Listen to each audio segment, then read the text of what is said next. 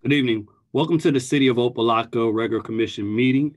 I want to welcome everyone to be here today. This is a time in which we are to review policies and resolutions and ordinances for our community, hear from the public. Madam Clerk, could you do roll call? Commissioner Bass? I'm here. Commissioner Burke? Here. Vice Mayor Davis? Here. Commissioner Kelly? Present. Mayor Pygott? I'm here. Madam Attorney, could you state the emergency protocols that govern this meeting?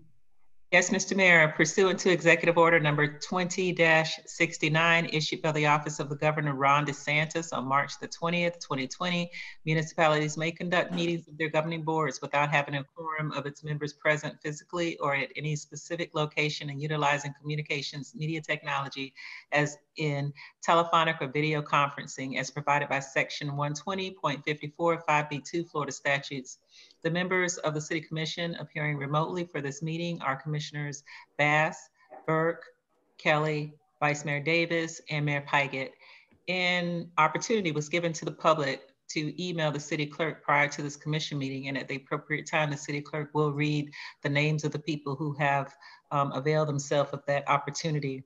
As of this time, the clerk will announce the number of speakers that she has, please. Mr. Mayor, I have two. Mr. Mayor, I will turn the meeting back over to you. Thank you. Thank you very much. Commissioner Bass, could you lead us in invocation? Yes, sir. Father, we thank you. We give you honor. We give you glory. We bless your name today, God. We thank you for our wonderful city, Father God. We thank you for employees. We thank you, Lord God, for our residents, God. We just bless you today, God. We ask that you would lead us, guide us, and protect us. That your law, God, that you would give us wisdom, revelation, and understanding. In Jesus' name, amen. Amen.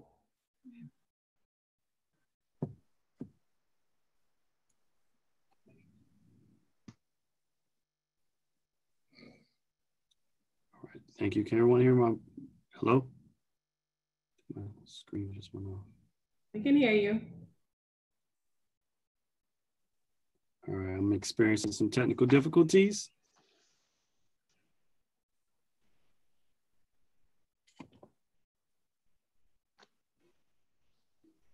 All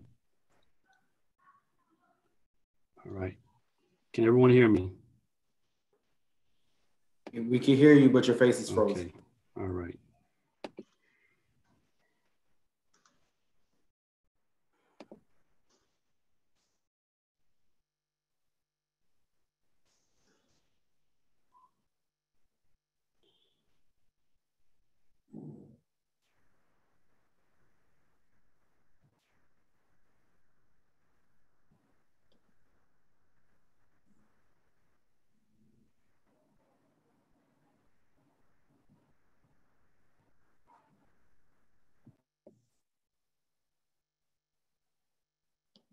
Good evening. Can everyone hear me now? Yes. Yes. Thank you. I apologize. I was having some technical difficulties. Let's move on to the Pledge of Allegiance. Chief. Yes, sir, Mr. Mayor.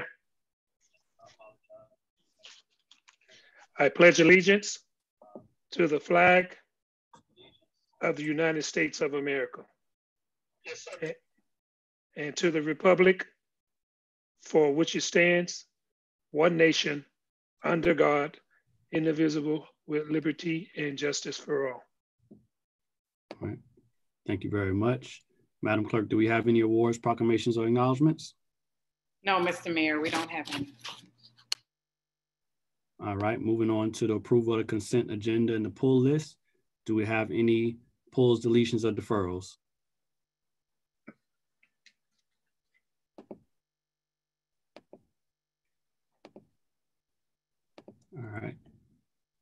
All right.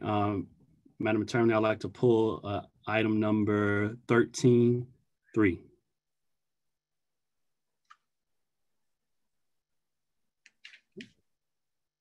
Hearing no other, do I have a motion to approve the consent agenda?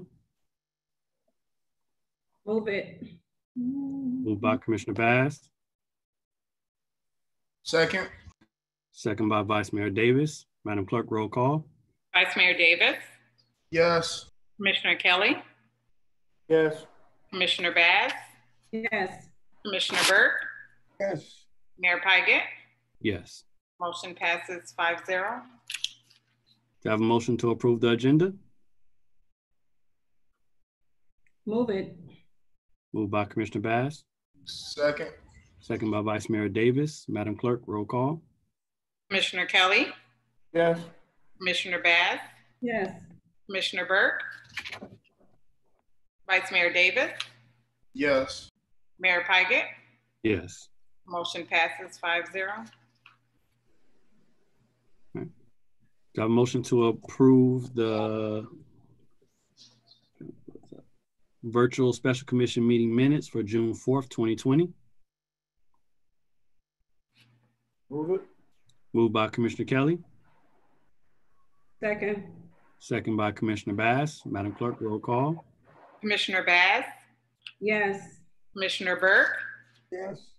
Vice Mayor Davis, Yes. Commissioner Kelly, Yes. Mayor Pygott. Yes.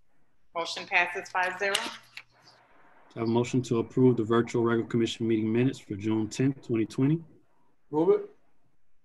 Moved by Commissioner Kelly, Second. second by Vice Mayor Davis. Madam Clerk? Commissioner Burke, Yes. Vice Mayor Davis, Yes. Commissioner Kelly, Yes. Commissioner Bass, Yes. Mayor Pygott. Yes. Motion passes 5-0. All right. Do we have a report from District 1 and 2? No, Mr. Mayor. All right. Do we have any public presentations? No, Mr. Mayor. All right. Moving on to Citizens Forum, could you state for the record the protocols that govern Citizens Forum and continue with the public comments? Yes, Mr. Mayor. So the public had an opportunity to submit their comments ahead of the meeting via email to publiccomments@opalockafl.gov or by telephone 786-618-2636. Comments submitted by members of the public by email will be read into the record during the meeting as long as they provide the comments by the deadline, which is 2 hours prior to the scheduled meeting time. And comments submitted via pre-recorded message would be played into the record as long as they also meet the deadline, which is 2 hours prior to the scheduled meeting time. And with that, Mr. Mayor, I have 2 comments from the public. The first one is Audrey Dominguez, 1147 Jan Avenue, Opa-Locka, Florida, 33054. This is for the city manager. On June 13th, I reached out to the city manager, John Pate, regarding the slump condition outside of Family Dollar on 14400 Northwest 27th Avenue.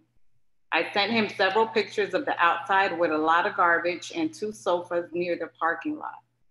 Mr. Pate responded immediately in a matter of days. The Family Dollar was cleaned up. I want to thank you, Mr. Pate, for opening your door and listening to the citizens of Opa-Locka. This is the first time ever I received such a quick response from a city manager. I love where I live. However, I don't like seeing this type of conditions where I shop. I do think we need to have these stores and businesses accountable as well as code enforcement fine, as well as have code enforcement fine these businesses. These businesses make enough money to maintain the front of their business. All of 27th Avenue businesses need to be visited to ensure they are keeping up with the beautification of the city. Please remember 27th Avenue is visited by many people driving by and they see the condition of the city. When you pass Miami Gardens, Miami Lakes, you see the difference. Again, thank you, Mr. Pate, for all you have done and will do in the future. That concludes the first public comment, Mr. Mayor. So I'll continue with the second one. This is from Josie Santana Wilson, 13300 Alexandria Drive, Opa-Locka, Florida, 33054. And it reads, I would like to restate from my previous email my concerns of the city manager in numerous city council meetings being shown on YouTube. He appears to be under the influence of some type of alcohol and or drugs. This reflects very badly on the city and its citizens on a day-to-day basis. It is also my understanding from rumors from citizens and employees complaining that he hardly spends any time in his office in City Hall, but works remotely from home. As a leader, you should lead from the front like the rest of the employees who report to work on a daily basis. When the prior city manager, Daughtry, the council will question his lack of presence in the offices of City Hall. Why is this not being addressed with the current manager? He has not been in the office way before COVID-19 started and only comes in sporadically. Why is that? Sincerely, Josie Santana Wilson. This concludes the public comments, Mr. Mayor. All right. Any comments from the commission? Mayor, Commissioner Kelly? thank you. I want to follow up on the residents' concern. I do appreciate that the manager addressed it very quickly, but that is an ongoing issue, an area that I've mentioned many times to meet me Monday. So it's bigger than just the cleanup. I guess when we go out there and do what we do, they clean it, but it's really bad all the time.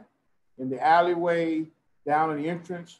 So we need to do more than just go over and enforce whatever they clean up one time. It needs to happen all the time, in addition to other businesses. But that one in particular, because I get complaints about the dollar store all the time, because I go there quite a bit myself.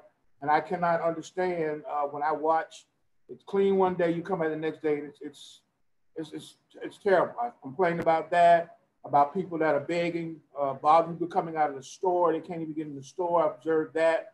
I know a couple of my other colleagues have mentioned before. So to the manager, I appreciate that you had it cleaned up, but that needs to be really addressed in a bigger way, consistently, not just when we get the calls, because she's correct. We deserve to shop, and a lot of the other dollar stores that I see don't have those kind of challenges. So we need to address that in a more regular manner. I'll say it like that. Thank you, Mr. Mayor. Any other comments? Mayor Praggett? Commissioner Bass? If I may, in regards to the Family Dollar issue, I too made a few phone calls and it was cleaned up immediately. And I went back, this was last year, went back a few days later and it was there again. And I was told that it is an ongoing issue. When Family Dollar clean it up, our residents dump again. So, you know, I might not be the most popular commissioner for what I always say, but we need to take our responsibility more seriously when it comes to our environment and our town. You know, we have residents that are dumping illegally. I mean, this is our place where we raise our kids and our grandkids, where we work, where we live. We have to start taking pride in where we live. Family Dollar has to do their part, but we also have to do ours. Thank you. Anyone else? Mr. Mayor. Vice Mayor Davis? Thank you. As it relates to the comments about just having a manager be more available and, you know, just creating forums for our residents, just to kind of put things in perspective, you know, we've been, you know, handling virtual meetings as well as some challenges with staff. So, you know, I would extend the opportunity for our residents to join us this Saturday as we have an upcoming town hall. As you know, that was one of the reasons behind the town hall, because we noticed a decline in civic participation in our public meetings. So we wanted to do something along the lines of engaging the community and kind of taking the message to them. So to that resident, I would extend that opportunity. Of course, our manager will be there to, you know, provide opinion and feedback on pertinent issues that are facing the cities regarding COVID-19. Thank you. All right. Mr. Manager, I know this has been a concern for throughout the city, is making sure that the city is cleaned up.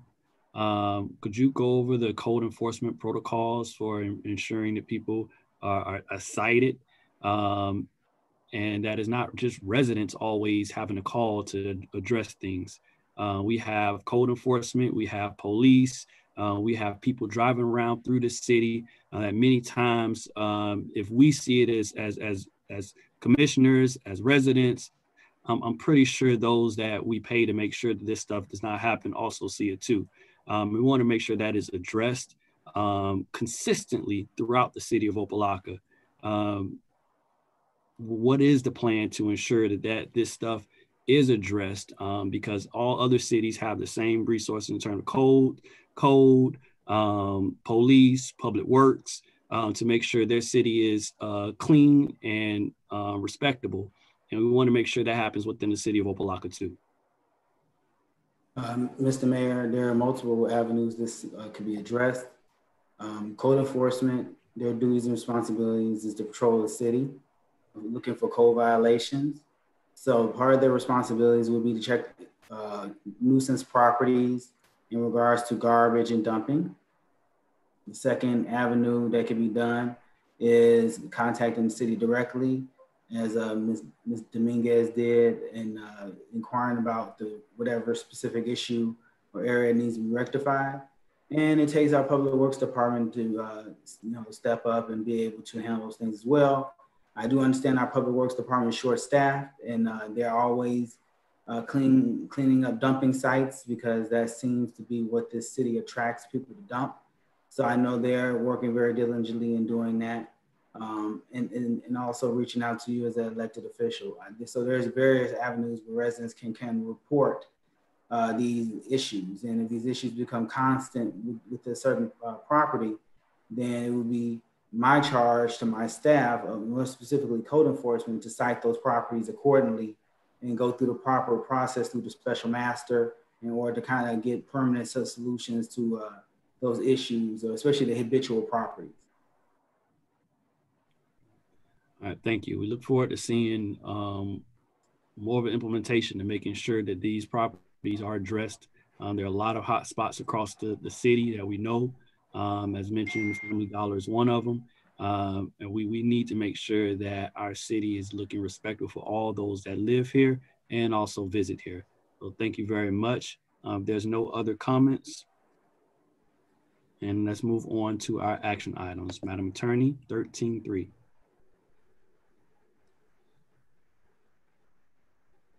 You have to unmute your mic, Madam Attorney.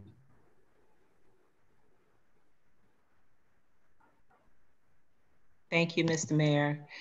A resolution of the City Commission of the City of Opa-Locka, Florida, requiring that all fines, fees, and code enforcement liens are paid for properties brought before the City Commission from the city's Planning, Zoning, and Appeals Board or the city's Department of Community Development, providing for incorporation of recitals, providing for an effective date. This is sponsored by Commissioner Burke. All right. Is there a motion on this item?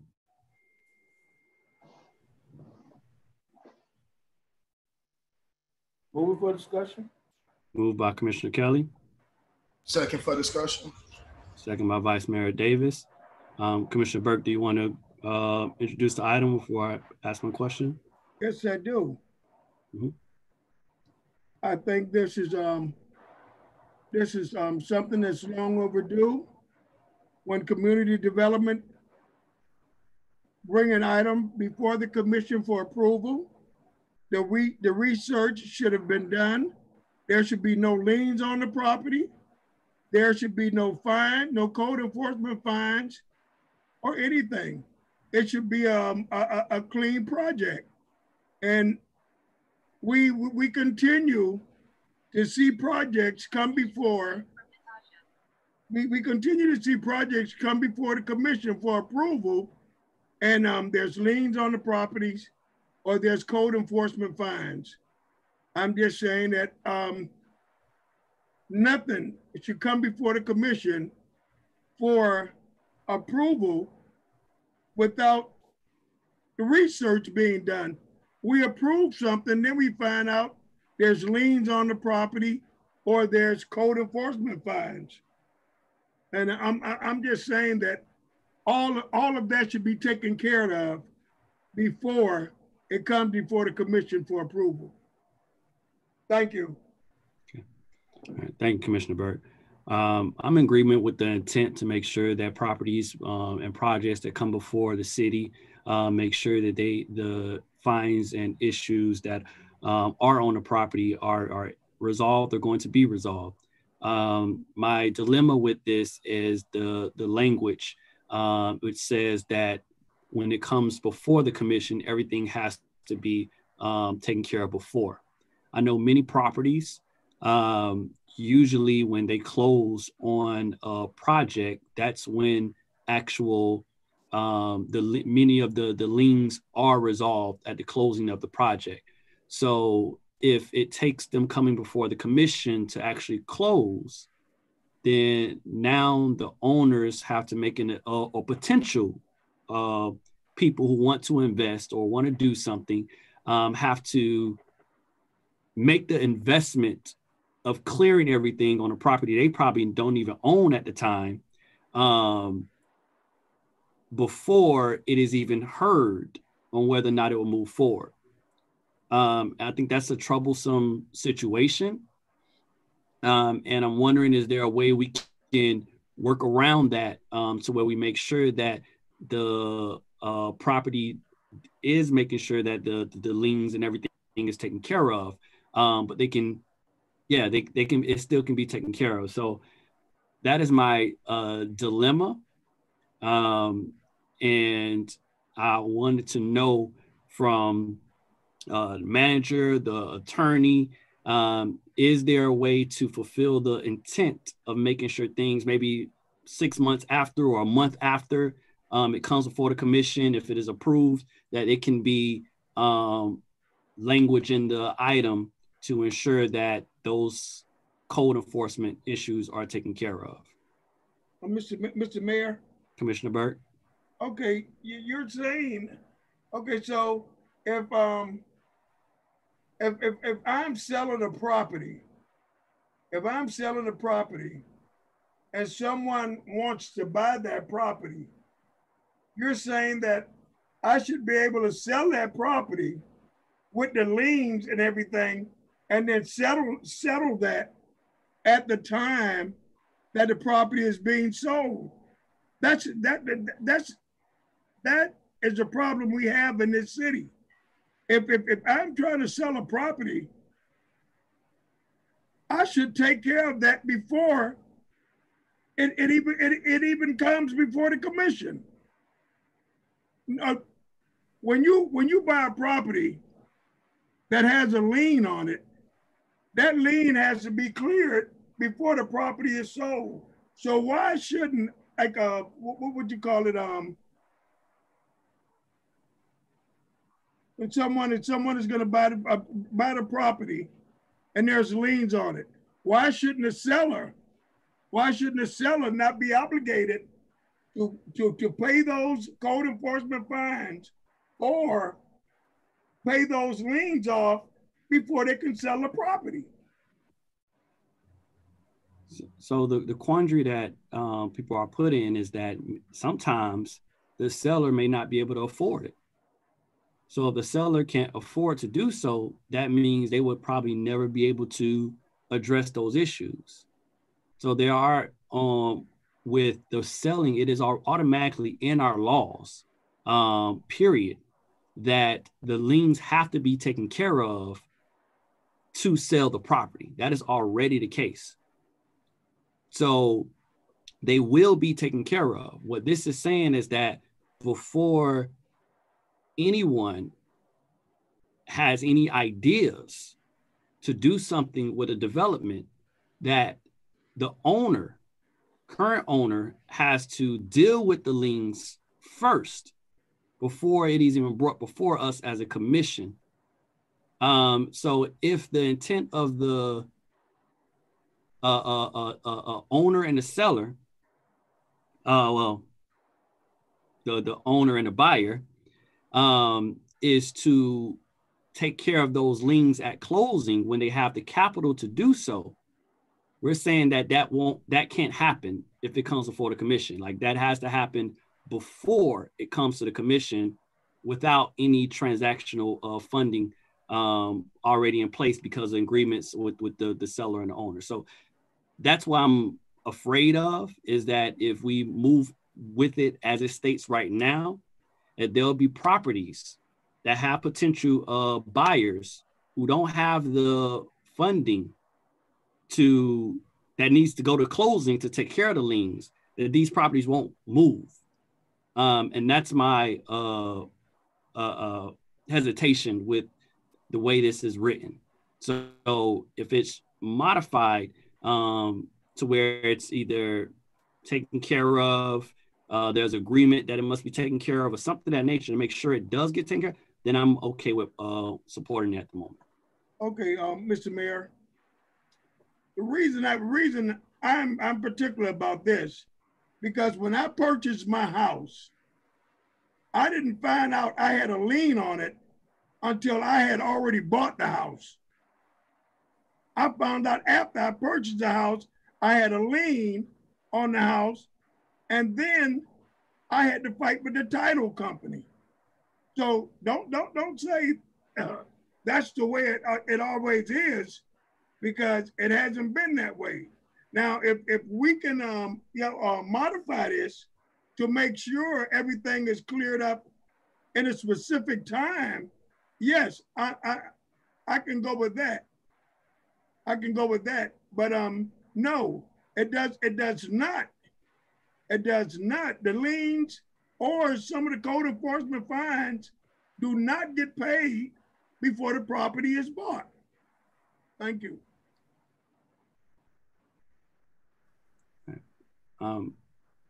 Mr. Manager, do you have insights from your staff about maybe the time frame that we can add to this to ensure that any modifications we can make to ensure that these liens are taken care of in a timely manner?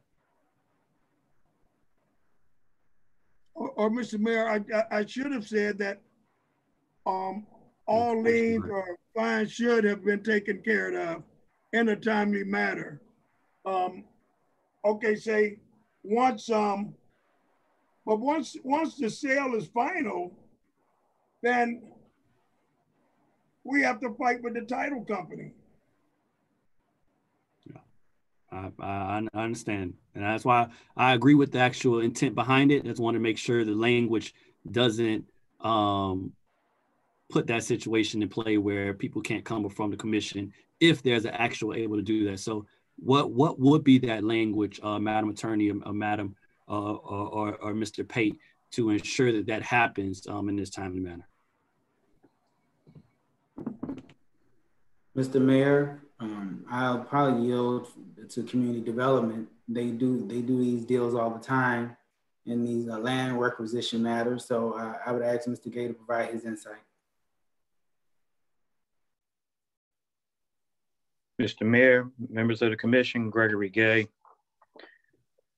This is a subject matter that has some challenges to us. When planning and community development deals with development projects, and if they are of any significant scale, and we're talking about projects that are larger than a single family or a duplex, pretty much anything beyond that has to be brought before your commission for approval as a new development project. So if it's a multifamily, if it's commercial, if it's industrial, those items have to be brought before you. In the past, my department has not directly dealt with whether there were code violations or liens on a property as it relates to pre-development. That is usually something that has been dealt with from the property owner or the developer themselves. And those issues, as you stated, Mayor, are usually dealt with during the transaction of the property. There are those cases where, liens may slip through or citations may slip through that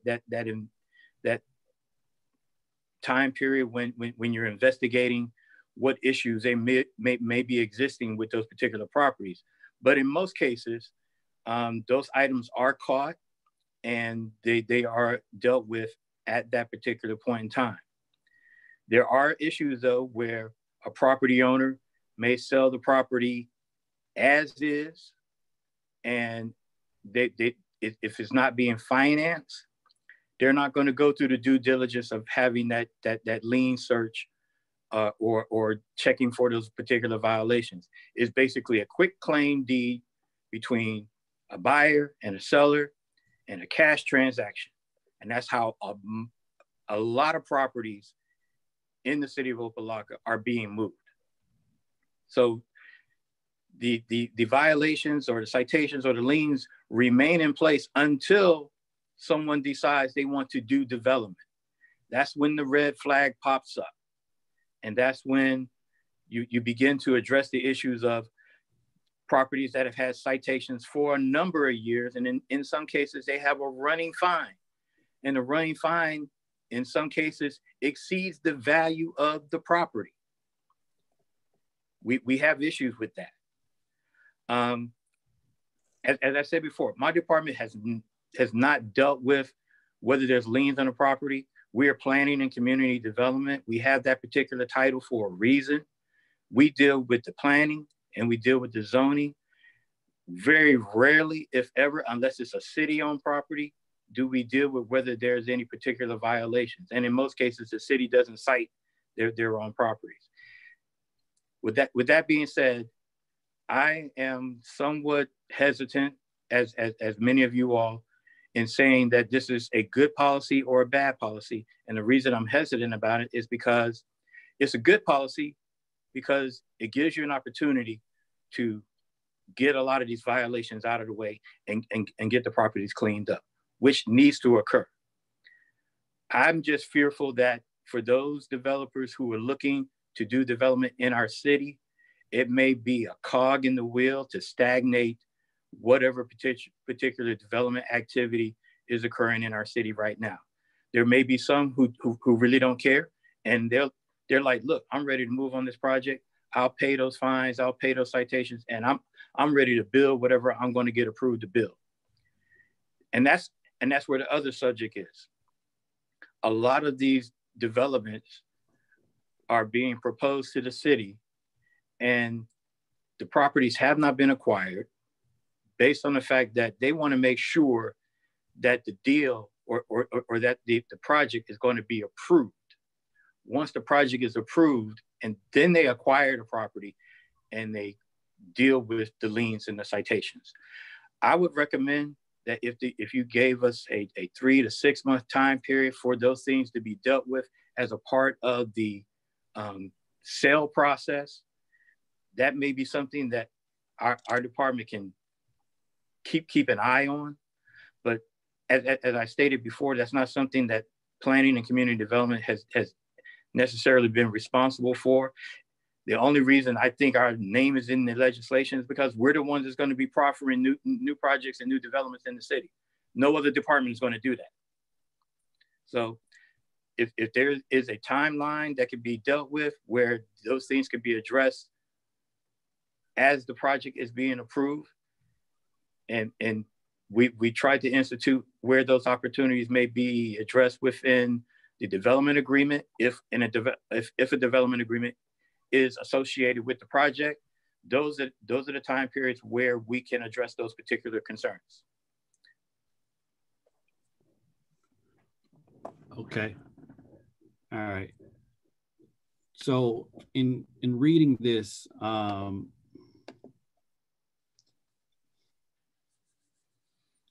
yeah, I didn't hear a timeline. Go ahead, Mr. Pate.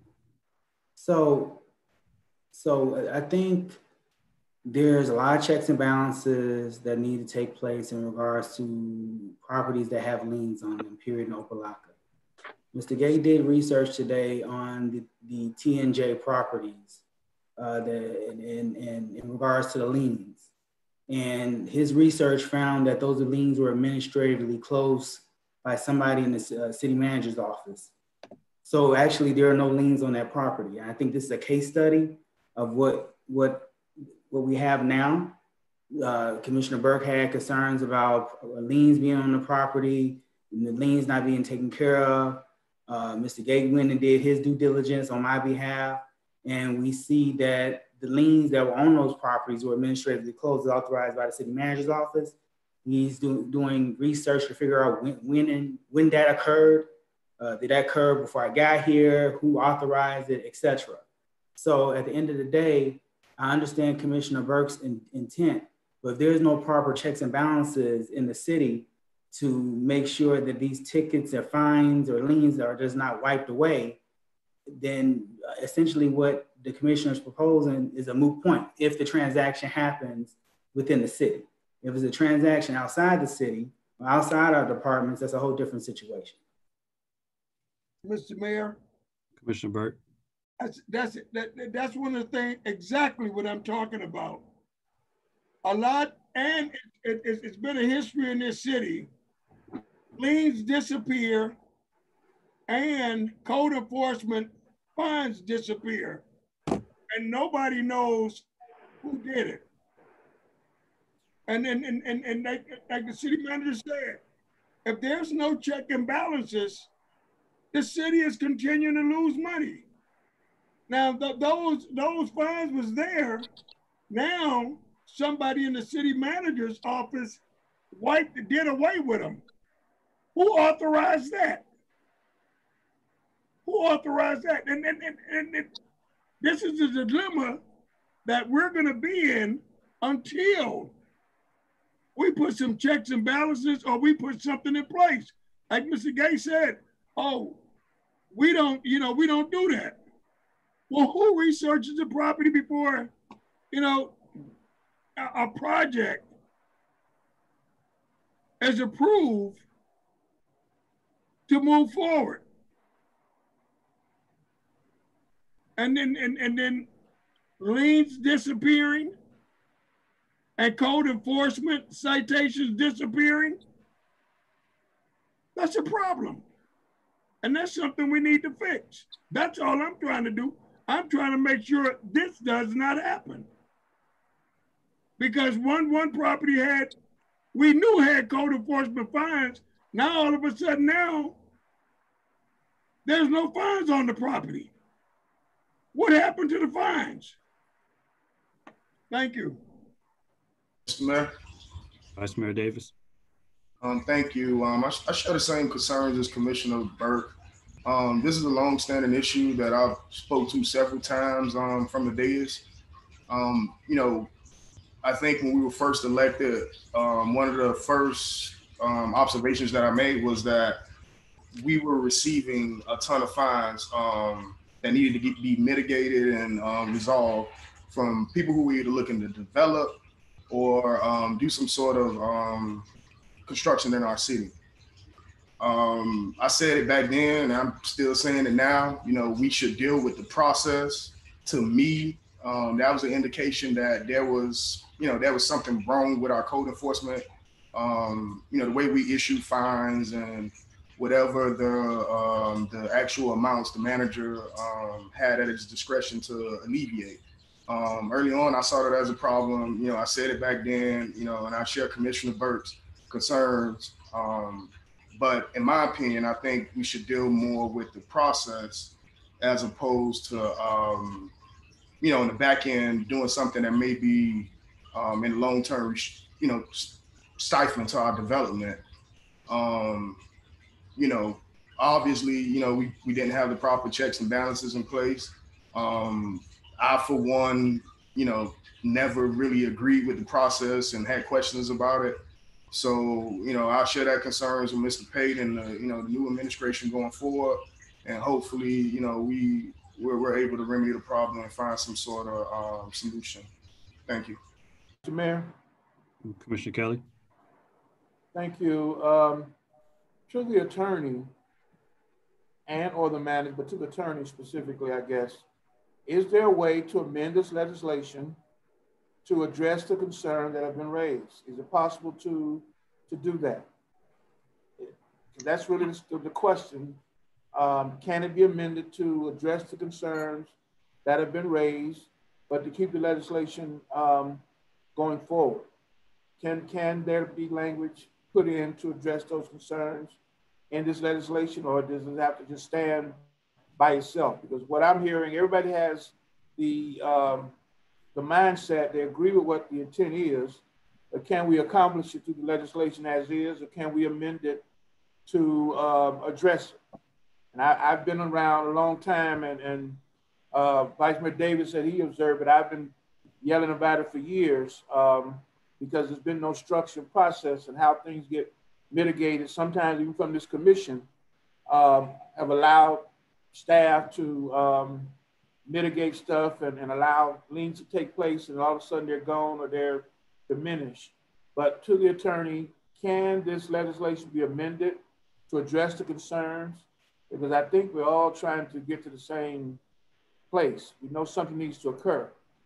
Or is it better served maybe if the sponsor were to defer it so that you can address the language? I don't know. Yes. But Mr. Mayor, to the attorney. Madam Attorney. Yes, through the mayor.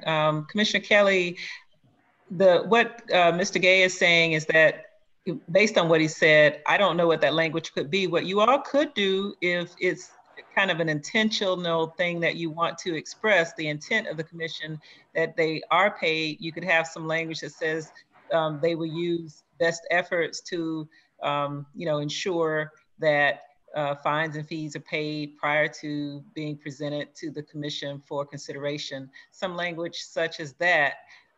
Because I think if you get into 3 months or 6 months or whatever, based on what Mr. Gay is saying, that really wouldn't serve any purpose, and that you're probably going to end up with a situation where people are not going to be able to comply for one reason or another, or the city staff is not going to be able to necessarily, enforce that. So if the intent is to, express to staff that that's what you'd like to see and you want them to use best efforts to do so, you can certainly put that language in the legislation. Okay, Mr. Mayor, I guess to the sponsor, you heard that. I don't know that it has enough teeth in it to do what you want to be done. Hold on, Commissioner Burke. I guess that could be a starting point, and I would suggest if that's not strong enough, or you want to express it, or as the Vice Mayor has mentioned, I think all of us, we want to see some kind of process that's better than what's there now. And to hear that somewhere in the manager's office they've already did away with them is concerning to me. So I would just offer maybe the suggestion of the language for this legislation, and then you make this a part of one of those workshops and really dive into the whole process of how it can even disappear that we know was there, and all of a sudden it's been closed, because that's challenging to me.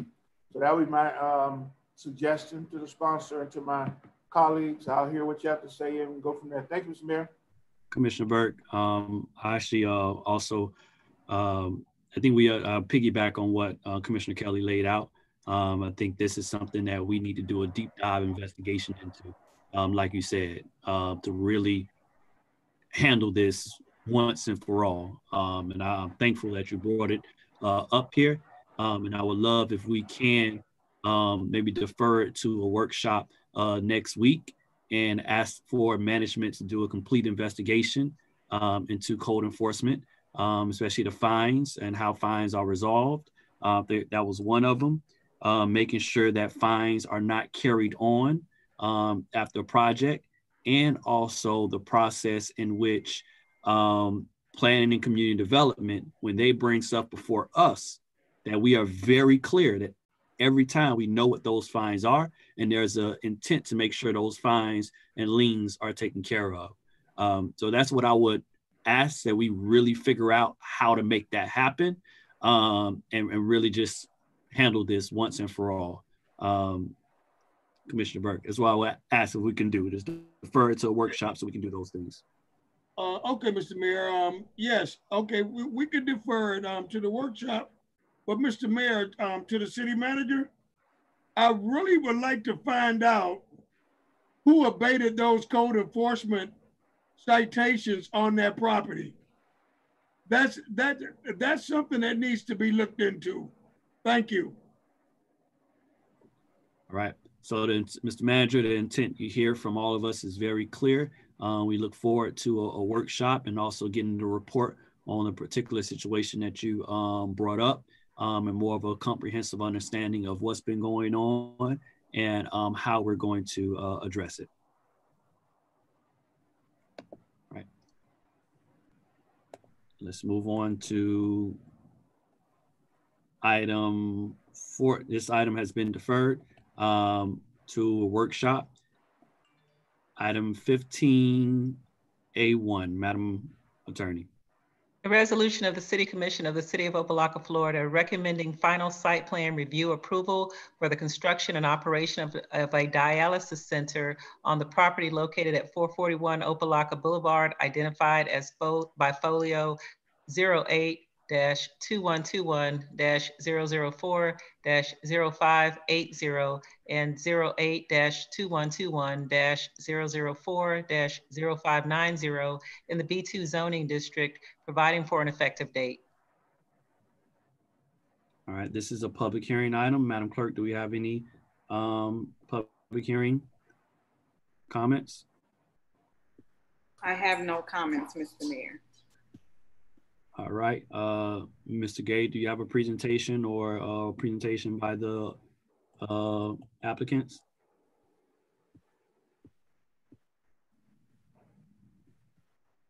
Mr. Mayor and members of the commission, the applicants are actually with these on the Zoom with us. If you would like for them to make a brief presentation, they can do so at this time. We have Mr. Oscar Robaya, who is the architect for the project.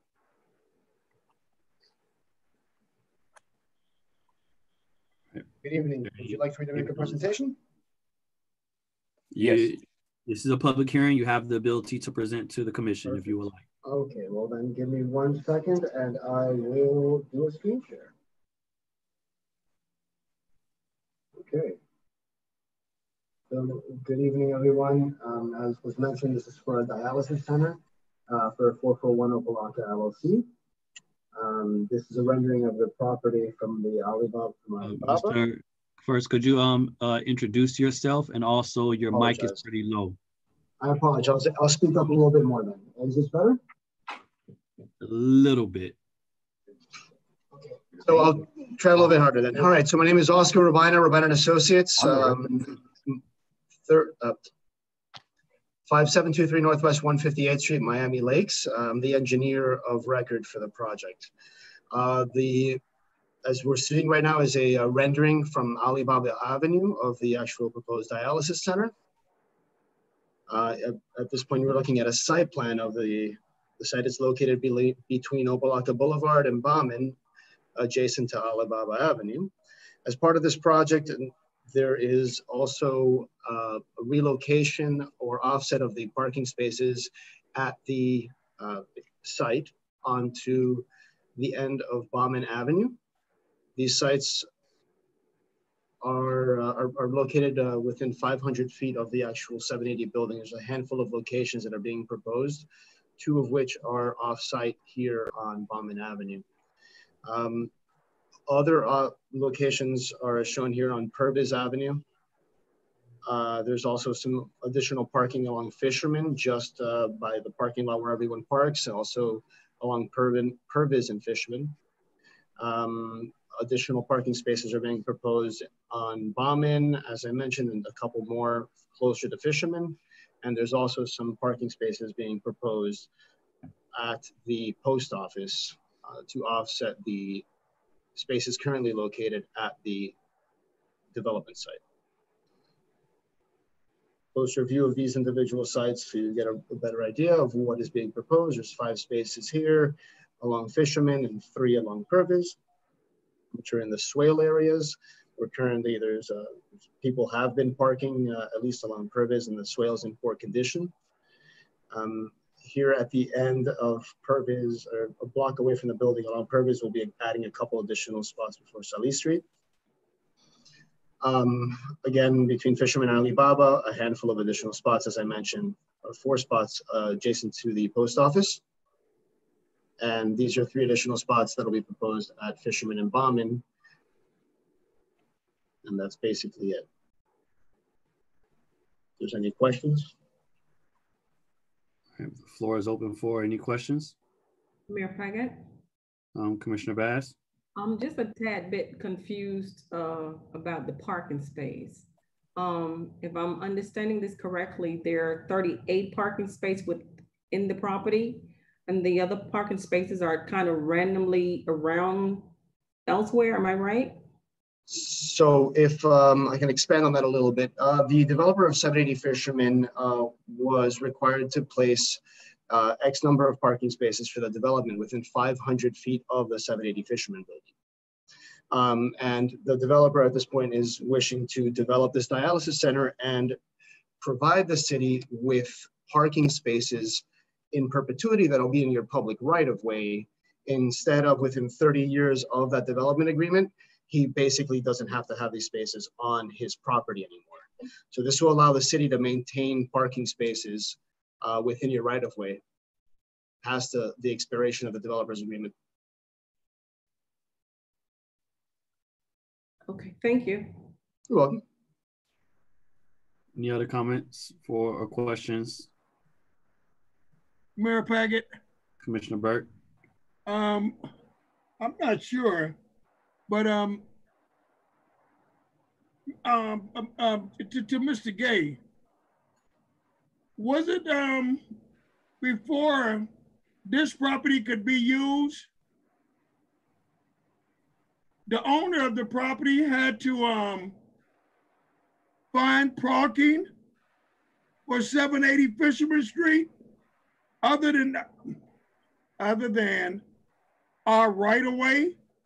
As far as I can remember, this parking lot was supposed to have been a part of 780 Fisherman Street. So how are we at the place now where we're building on a parking lot that supposedly belongs to the city of Opa-Locka? Mr. Mayor, Mr. Gay. to answer that question, Commissioner Burke, when the city of Opa-Locka, and I'm going off a little recollection here, when the city of Opa-Locka acquired 780 Fisherman, they did so under the purchase of just the building alone.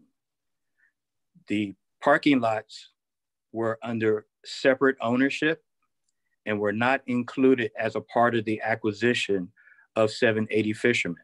So in essence, when the city of Opa-Locka purchased this particular city hall, they bought just the building, nothing else.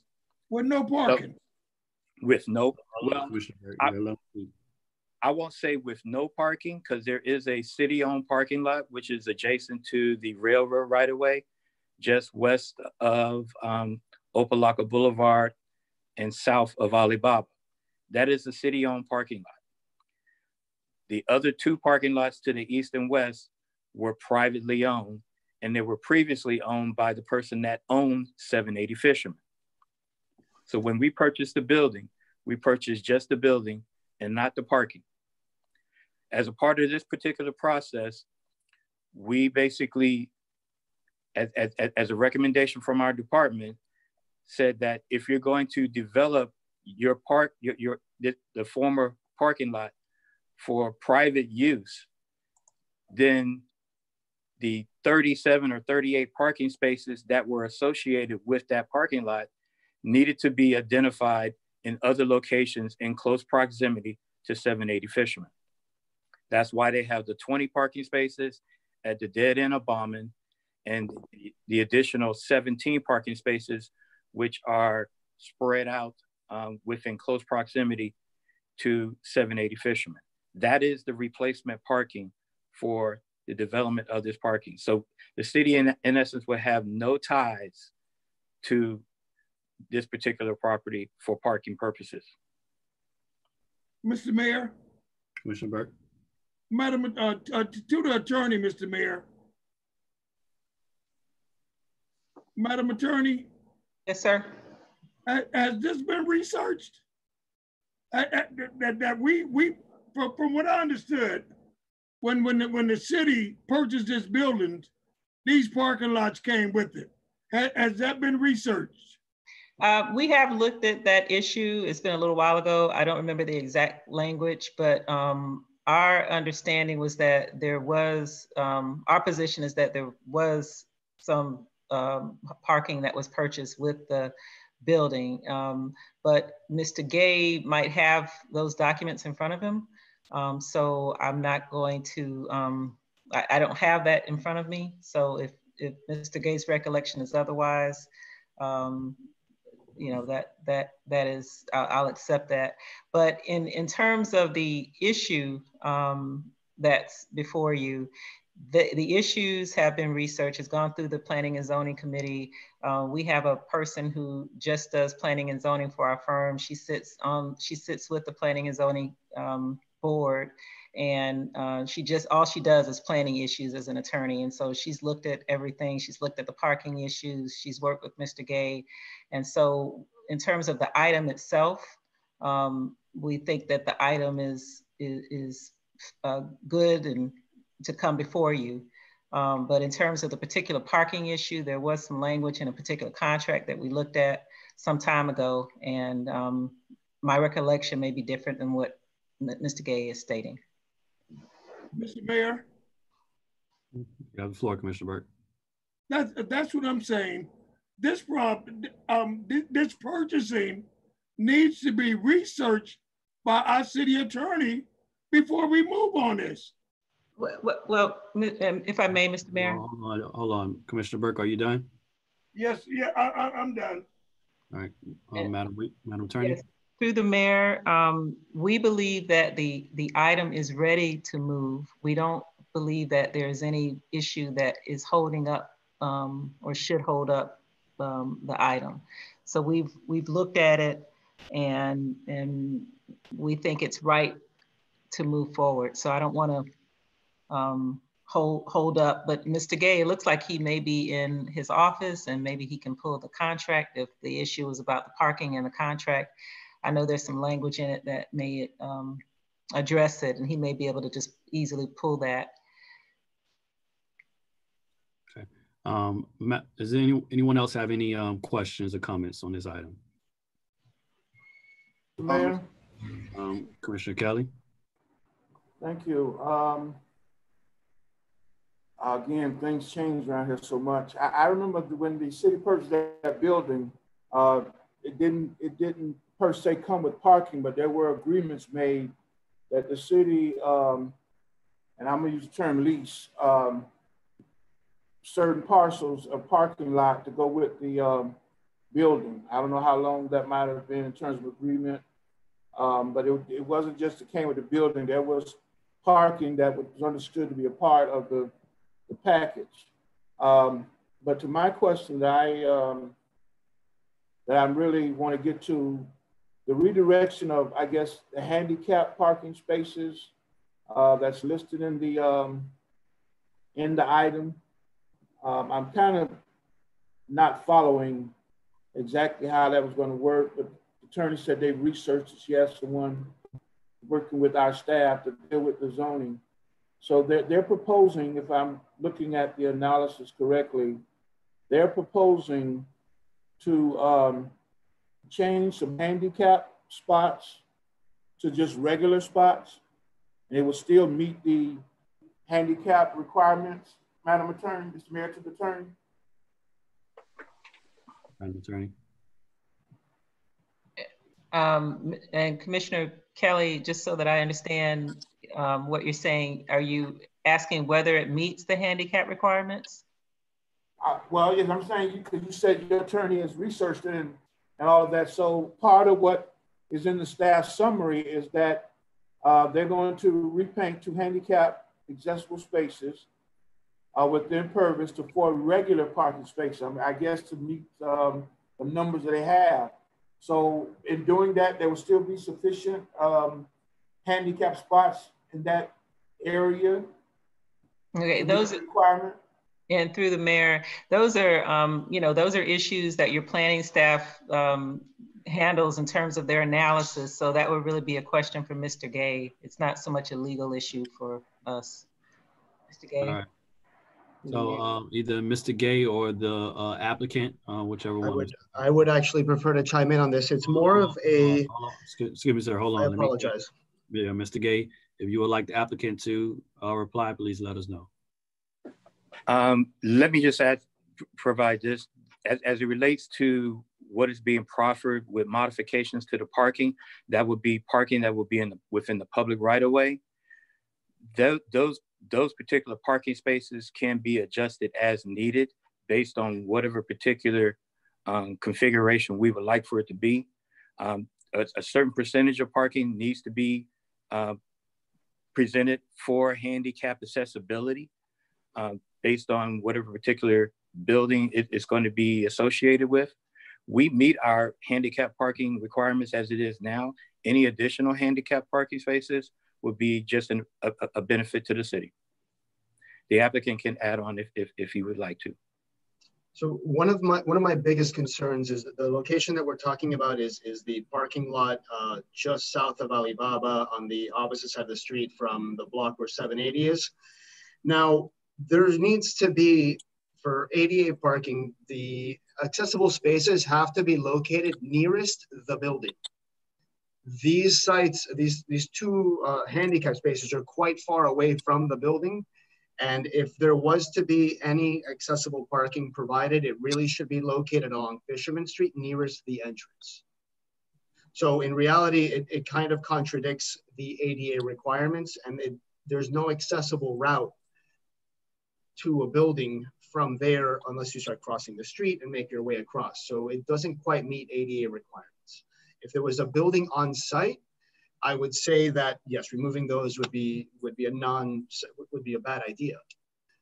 But reality, as Mr. Gay mentioned, the parking along Fisherman Street provides for that accessible parking space requirements. Thank you. I don't know if I agree totally with that assessment. It does provide parking, but I'm not sure I have a comfort level considering what you're proposing to put on the site. And I'm assuming, Mr. Mayor, to the staff, you're proposing or would agree to this because of the downtown mix overlay that allows you to, I guess, semi-mitigate this? Is that the mindset?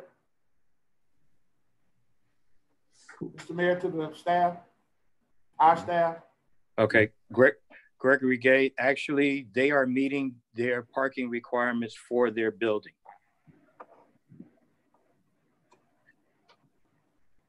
I didn't understand you, I'm sorry. Okay, if you're speaking in reference to the handicap parking that they have on their site, they are meeting those particular parking requirements. So you will not have to, you're not going to have to put anything in the right of way. I'm not quite sure which specific right of way you were speaking of. Well, the one at the end of Bauman, I guess, if I heard the presentation correctly. So let me jump in real quick. What I'm hearing that Commissioner Kelly's concern is to make sure that the property is having has appropriate handicap parking spaces. Is that right, Commissioner Kelly? Mr. Mayor, they heard what I said. Thank you for trying to clear it up, but they heard what I said. He knows exactly why I'm asking what I'm asking. Okay, yeah, I'm a little confused. That's what I'm trying to get clear. Okay, I put it on the record. Thank you, Mr. Mayor. If you're suggesting that we add additional handicap parking within the Bauman parking area, that can be done. All right, I'm saying to you, given what's being proposed. Hold on, because remember, conversation goes through the chair, and I'm actually confused that right now, what is the conversation? So are we talking about the number of required handicap parking spots on the property, or are we talking about the number of handicap parking spots that's been displaced and making sure those are in appropriate situation? Which one are we conversating about right now? Mr. Mayor, I was referencing both. And that's why I prefaced the way I said. I was prefacing and referring to both. Because many times, just because the requirement says you can get away with 2, we know from in this city, and sometimes what you're proposing or where you're proposing, 2 is not going to be adequate. But I got my answer. Thank you very much. I won't belay the time. Thank you, Mr. Mayor. Thank you. All right, Mr. Gay, does the property have the number of required handicap parking spots on the actual property? On the actual property, they actually exceed the number of handicap parking based on the use of the building itself. And that was a choice that they made as a part of their design. So they meet those particular requirements. As it relates to the Bauman Avenue area parking, it does not have handicap in that particular area, but adjustments can be made where 2 handicap parking spaces can be added within the Bauman Avenue parking area. So currently on the parking lot, how many handicap spaces are there? On the development site itself, there are 4 handicap parking spaces for the medical facility. No. I'm talking about currently, pre-development, currently right now on the site, that block piece of land, how many handicap parking spots are there now? Mr. Mayor, I'm going to take an educated guess. I believe there are 2 handicap parking spaces based on access points that are associated with the site. My recollection recalls that there's 2 handicap parking spaces on the parking lot presently. All right. Now, where will those 2 handicap spaces be based upon the proposal of the applicant?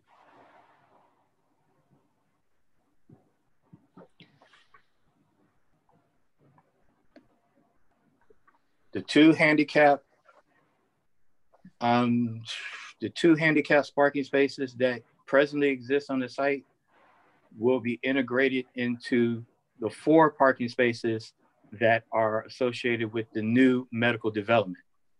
So they're gaining 2 additional handicap parking spaces on that site. As far as handicap within the public right-of-way, there are no proposed additional handicap parking spaces within the public right-of-way as a part of the 37 parking spaces that are being proffered. All right, so just to be clear, basically right now they're required based upon their building to have 2 handicap parking spots. However, due to the fact that they're displacing 2 current ones as for the public, they're incorporating 2 additional. So they will have a total of 4. Is that what I'm hearing? That's correct. All right. Now, my other concern, this is my concern. I've brought these concerns up to management staff and attorney in regards to the parking. Right now, from what I understand, is that they're using our land to create these parking spots. Are we being compensated for that? Mr. Mayor, in essence, we're being compensated to the fact that they will be utilizing as a part of their development. They will be building the parking spaces on city-owned land on our behalf. So are we compensated? Yes, we're compensated because that will be a part of their development to build these parking spaces. Right. And I'm looking back, if you can go back, Mr. Applicant, to where the parking spaces are, to that slide. Okay. All right. So I'm looking at this displacement of the parking spaces. And it goes, some of them are pretty far away. All the areas that they have identified, those are city-owned property, is what you're saying. Is that correct? It's within the city public right-of-way, correct? Yes. All right. Now, I understand that there is another, I know this is not tied to this, but there's another parking lot that I believe is also owned by the applicant. Is that correct? That is correct. The parking lot that is immediately to the west of 780 Fisherman, which is west of Purvis along Fisherman Street. All right. So what happens when they develop the other 2 pieces of land? How are they going to ensure that we get the agreed amount number of parking spaces that we need? Are they going to displace all these parking spaces further and further from City Hall? Like how does this being addressed? Because yes, the building was purchased. The building needs to have the required parking spaces. How are we going to make sure that we have appropriate number of parking spaces within this? Because if the developer does the same exact thing that they're talking about on this property, with these other two properties, where does that leave us as a city? And how is that being addressed? Mr. Mayor, that is one of the issues that really need to be addressed as we look at doing an overall parking analysis for the downtown area. We have looked at where there may be other opportunities for creating additional on-street parking to support parking overall in the downtown area. So to be quite honest with you, we don't have a complete answer for you at this time, but it's something that is being looked at. At the moment, due to the lack of that plan, I am hesitant to move forward. I love the fact that there is a dialysis center coming to the city. I think there's something that is needed now, like in a development, but we do have requirements for our building and our parking. And if those are not in consideration of these future developments, I'm hesitant to move on this item. So that is my stance. I prefer to be deferred until we have that level of clarity, but that is just my personal preference. Any other discussion on this item? May I? Yes, sir. Oh, we didn't even go on to voting yet, but go ahead, Mr. Urbina. Urbina. All right. So basically, one of the considerations that we had while talking with Mr. Gay and his staff on the relocation of these parking spaces was to maintain a distance of 500 feet as the original development agreement for 780 Fisherman required. That is why we are within this blue radius, this blue line over here around the area. Now, there is a good amount of locations in this area that we could continue to grow and try to amend additional parking that could eventually resolve issues that you guys have with your pavements, such as here along Fisherman, east of Opa-Locka Boulevard, where the road is in pretty bad shape. And in the future, these items could be resolved. So there is areas within here that could supplement additional parking. These, let's say, are the simpler ones to work through in order to make this current development for the dialysis center occur. Now, at this point in time, ownership is not discussing, nor have I heard any mention of the redevelopment of this parking space, this parking lot, which is basically integral for your facility because everybody parks here. And there has been no mention of anything for parking over here. At this point in time, this gentleman just wishes to develop this one site. Now, if the need for establishing your core district parking requirements is so great as was being discussed, I really think that that is something that should happen, but it shouldn't further delay this project that's been on hold and working through these problems since the end of last year. And sadly, because of this pandemic, we've been held up even further. I appreciate the concerns, and I really do believe that there is possibilities of other locations that could, like such as, for instance, this location here. There could be a couple spaces put there. There's things that can be worked on to better the parking configuration of the downtown area. Back to Commissioner Kelly's concern with regards to accessible spaces. Commissioner Kelly, one of the things that we could consider here that wouldn't really affect us much at all is actually converting these parking spaces right here along Purvis into accessible spaces. The reason that I'm proposing to remove them from the property that's located here in Alibaba is that it is quite a liability to cross the road and have to make it to the building because it does service, its primary goal is to service 780 Fisherman. Same goes with the parking spaces that were located on the site that we're talking about.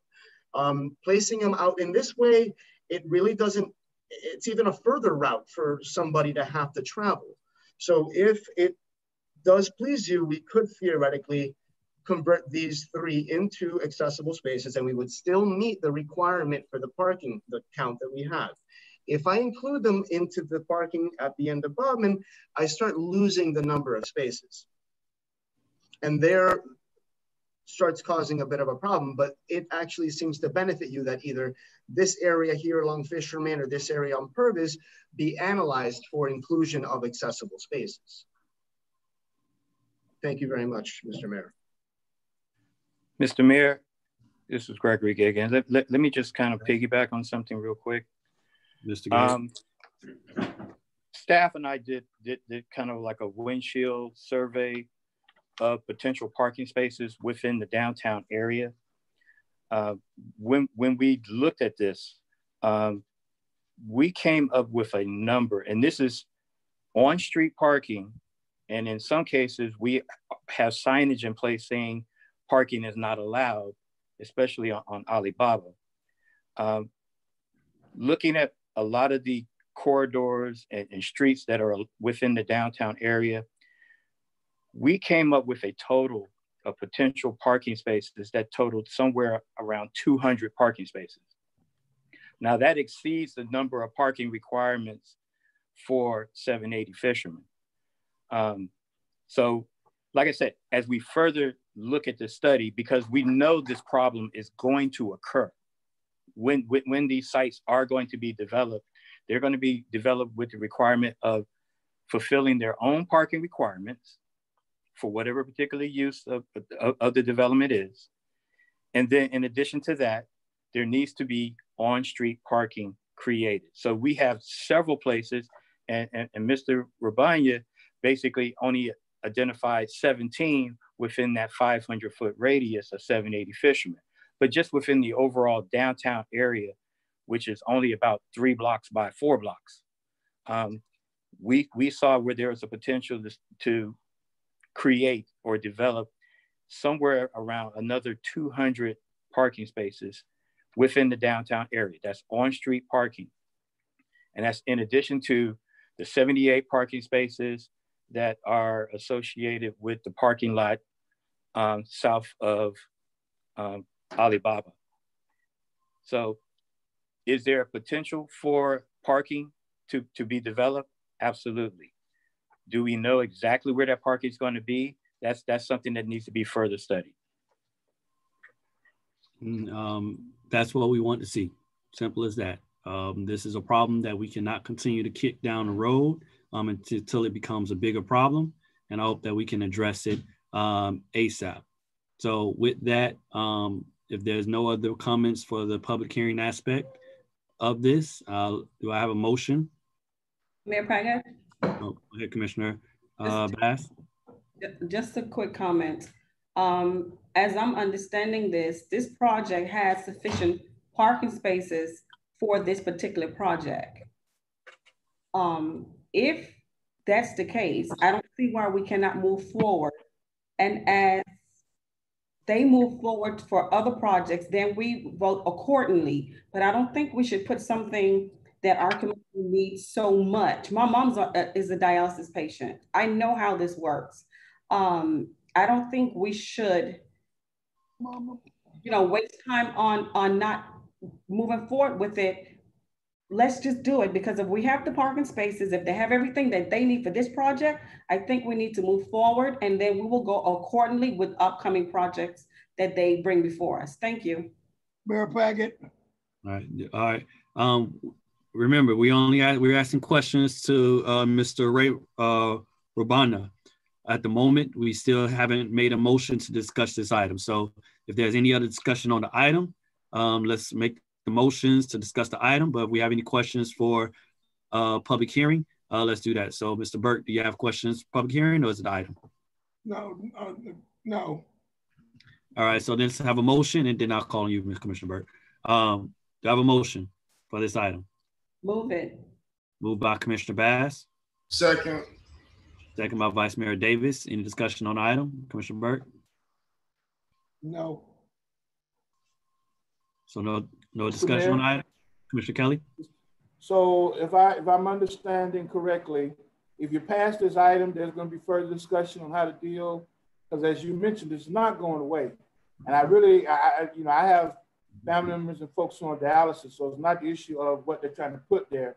But a lot of times we put things in place and then it becomes a bigger headache later. So my understanding is there's going to be a follow-up to address the very concerns we're raising going forward with projects anyway. Is that what I'm hearing from staff?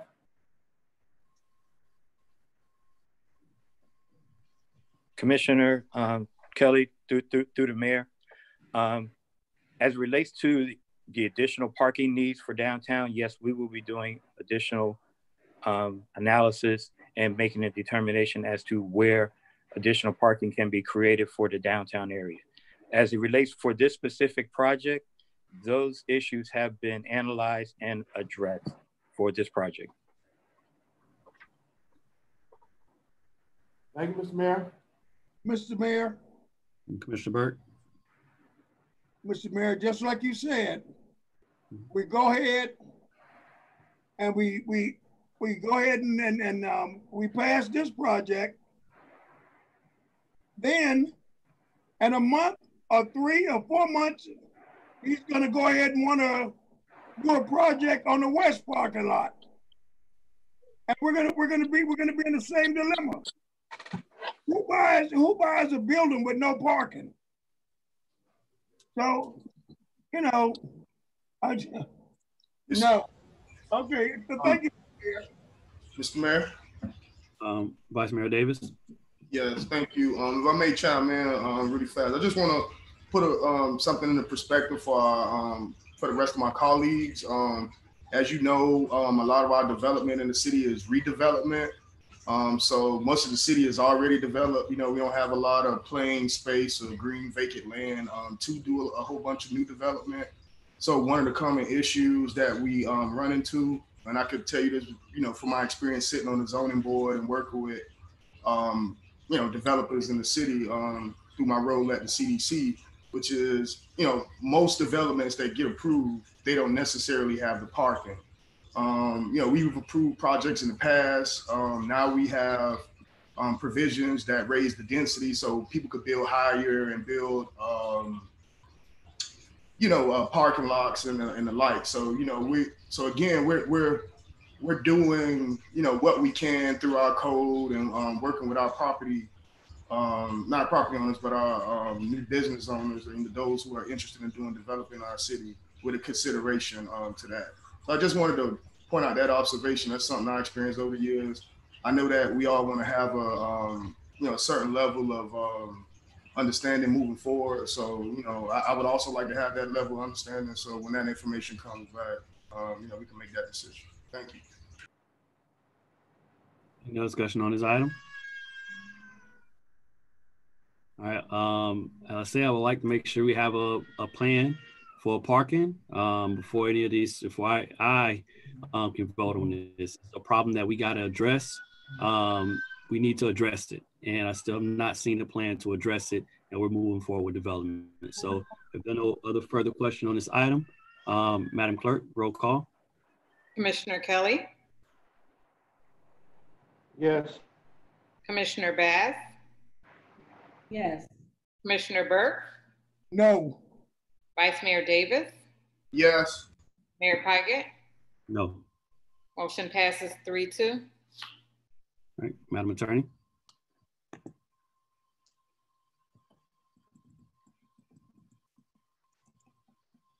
A resolution of the City Commission of the City of Opa-Locka, Florida, recommending development agreement approval for the construction and operation of a dialysis center on the property located at 441 Opa-Locka Boulevard, identified by Folios 08-2121-004-0580 and 08-2121-004-0590 in the B2 zoning district, providing for an effective date, and sponsored by the city manager.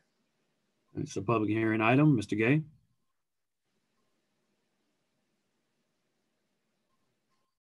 Mayor, members of the commission, this is a companion item to the first item that you just voted upon.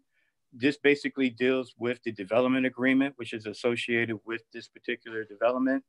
And it speaks more specifically as to timelines for development, the construction of the parking to basically replace the parking that is being displaced as a part of this development, and speaking to those particular terms and addressing any other development related requirements as you foresee fit as a part of the development agreement. Staff recommends approval of the development agreement. Madam Clerk, are there any public comments on this item? No, Mr. Mayor, no public comments on this item. All right. Anything else from the applicant? No, thank you very much, Mr. Mayor. Right. Any comments for the applicant or Mr. Gay before we do the motion? Do I have a motion on this item? Move it. Moved by Commissioner Bass. Second. Second by Vice Mayor Davis. Any discussion on the item? Mr. Mayor. Commissioner Kelly. Thank you. Could staff clarify or at least explain a little bit more detail?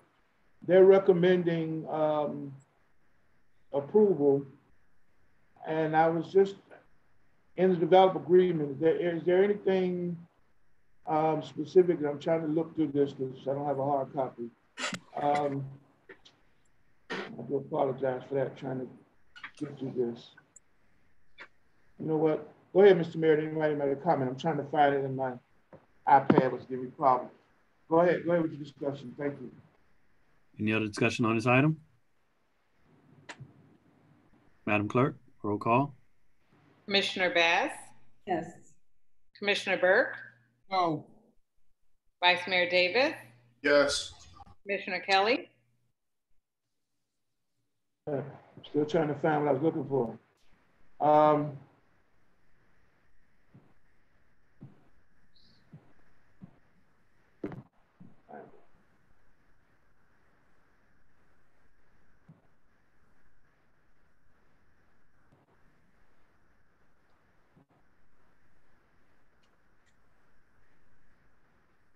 I don't want to do this and I can't find it. I'm not going to push myself. I'm going to vote no because I can't find what I'm looking for that quick. No. Mayor Pygott? No. Motion fails. All right. All right, I'm confused. So we approved the site plan. We didn't approve development agreement. What happens, Madam Attorney?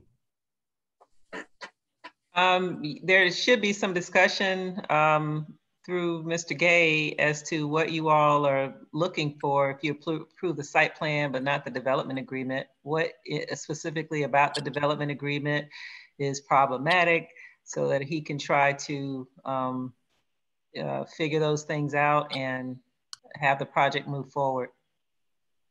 All right, Commissioner Kelly, do you want time to get your review and then revote, or you want to just let your vote stand?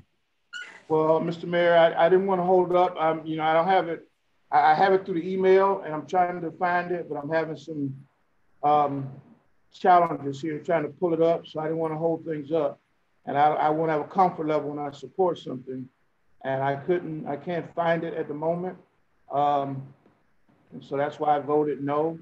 I did support the site plan, but when you get a development agreement, there's usually some more specifics that I look for, and I just cannot find it right now because of the connection. And I apologize for that, but that's the reason why I voted the way I did on that item like that. All right, because that sends a mixed message to the applicant, and I know that they're going to want this to be moved forward.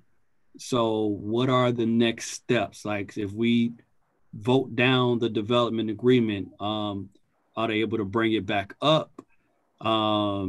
Should we wait until Commissioner Kelly get that information to firm that up? Like what's the best way to move forward? And Mr. Manager and Madam Attorney, please, or Mr. Gay, please give me some advisement. Through the manager, as it relates to the development agreement, this is pretty much our standard development agreement. There is some language that speaks to the parking, and it within section 10, well, section 9 and section 10 speaks to those particular conditions. It speaks to the time period that should be related to the development. It speaks to whether the ownership of the development should be maintained. It speaks to whether if there should be a hiring program for subcontractors or for local residents through our memorandum of understanding with Career Source to be able to hire people to work at the facility.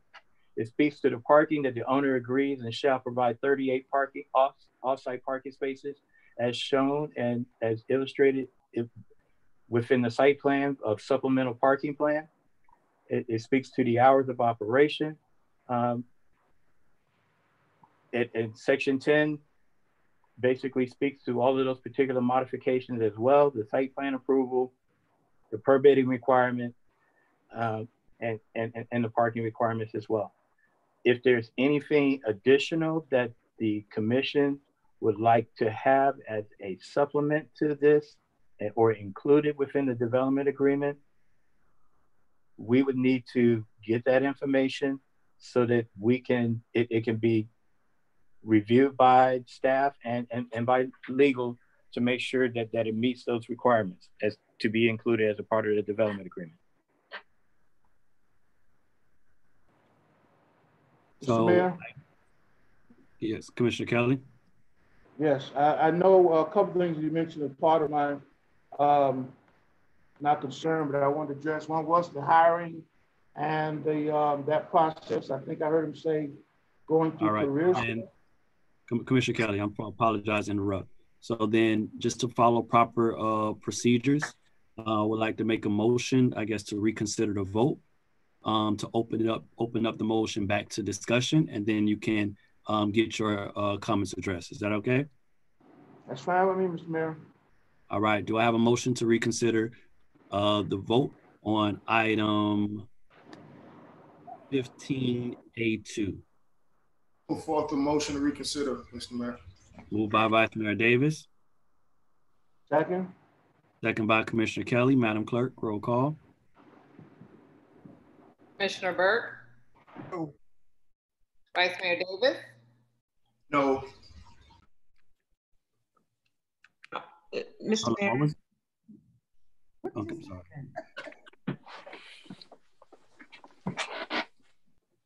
You may proceed, Madam Clerk. Sorry. Commissioner Kelly? Yes. Commissioner Bass? Yes. Mayor Pikett? Yes. Motion passes. All right. Now we are on the motion for 15A2. Commissioner Kelly, you have the floor. Thank you, Mr. Mayor. If I, to the director, if you could say that again, because I still can't find it. Reference the hiring, the developers agreement that would take place in that process and how it would take place. Okay, in section 9 of the developer's conditions, letter L, the owner shall also encourage all contractors and subcontractors to employ Opa-Locka residents through the assistance of the Career Source of South Florida office in conjunction or in coordination with the City of Opa-Locka and in accordance with the memorandum of understanding between the City of Opa-Locka and CareerSource. Okay. That is standard language that we put in every development agreement. Okay, and then you mentioned something else additionally about the parking? Yes, in section O, the owner agrees and shall provide 38 off-site parking spaces as shown and included in the site plan and supplemental parking plan, which was a part of the item that you just approved. Okay, all right. All right, Mr. Mayor, thank you. The job's part is what I was really looking at. Okay, thank you, Mr. Gay. Thank you, Mr. Mayor. Any other discussion on 15A2? Mr. Mayor, Commissioner Burke? who's gonna enforce this development agreement? Who's gonna monitor the development agreement? Mr. Manager? There will be the Community Development Department along with the City Manager's Office will ensure that the provisions of the development agreement are adhered to. Never been in the past. Okay. All right. All right. Thank you, Mr. Mayor. All right. Any other conversation on this item? Madam Clerk, roll call. Vice Mayor Davis. Yes. Commissioner Kelly. Yes. Commissioner Baz. Yes. Commissioner Burke. No. Mayor Pygott. No. Motion passes 3-2. All right. Item 15A3.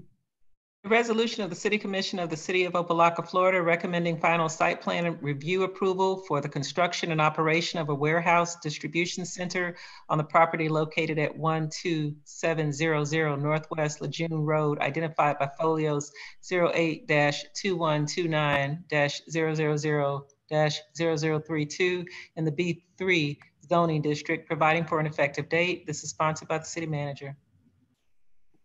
All right, this is a public hearing item. Mr. Gay. Mayor, members of the commission, Gregory Gay. This is a proposal for a new development to replace the auto auction site, which is off of Lejeune Road, just to the north of the Grattandy Expressway. It is a triangulated site, which is approximately 27 acres. A group called GPT has acquired the property along with several other properties within the Opa-Locka area. And for this particular site, their wish is to construct a 505,000 square foot warehouse distribution center. This particular distribution center will be unique in the fact that the front portion of it will be of a mixed use, where it would be for commercial as well as industrial uses. And the balance of the project would be for industrial and warehousing uses. The project has been presented before the Planning Council. Planning Council recommended approval, and staff also recommends approval of the project. Thank you. Do we have a presentation from the applicant? Yes, sir. Joseph Goldstein, attorney at 701 Brickell Avenue. I'm here with my colleague, Alessandra San Roman, representatives from, and I'll be as brief as I can, from the GPT company, as well as our engineers, our architects, our landscape architects, to answer any questions you have. As staff indicated, it's a request for site plan approval. Actually, we have two requests. We're item 3 and 4. So we're requesting site plan approval as item 3 and the development agreement as item 4. I'll cover both of them through the brief presentation. If you don't mind, I'm going to load up the PowerPoint at this point just to make it simpler. Yes, sir.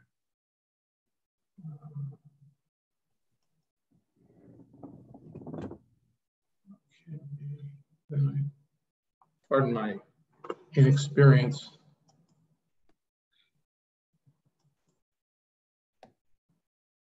Sorry. Slideshow from beginning.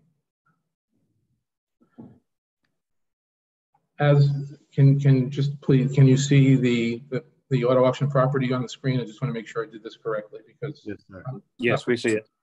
Very good. So you're all familiar with the auto auction property. As Mr. Gates said, it's about 27, 28 acres. It's a triangle. It's on the corner of Lejeune and the Gratney.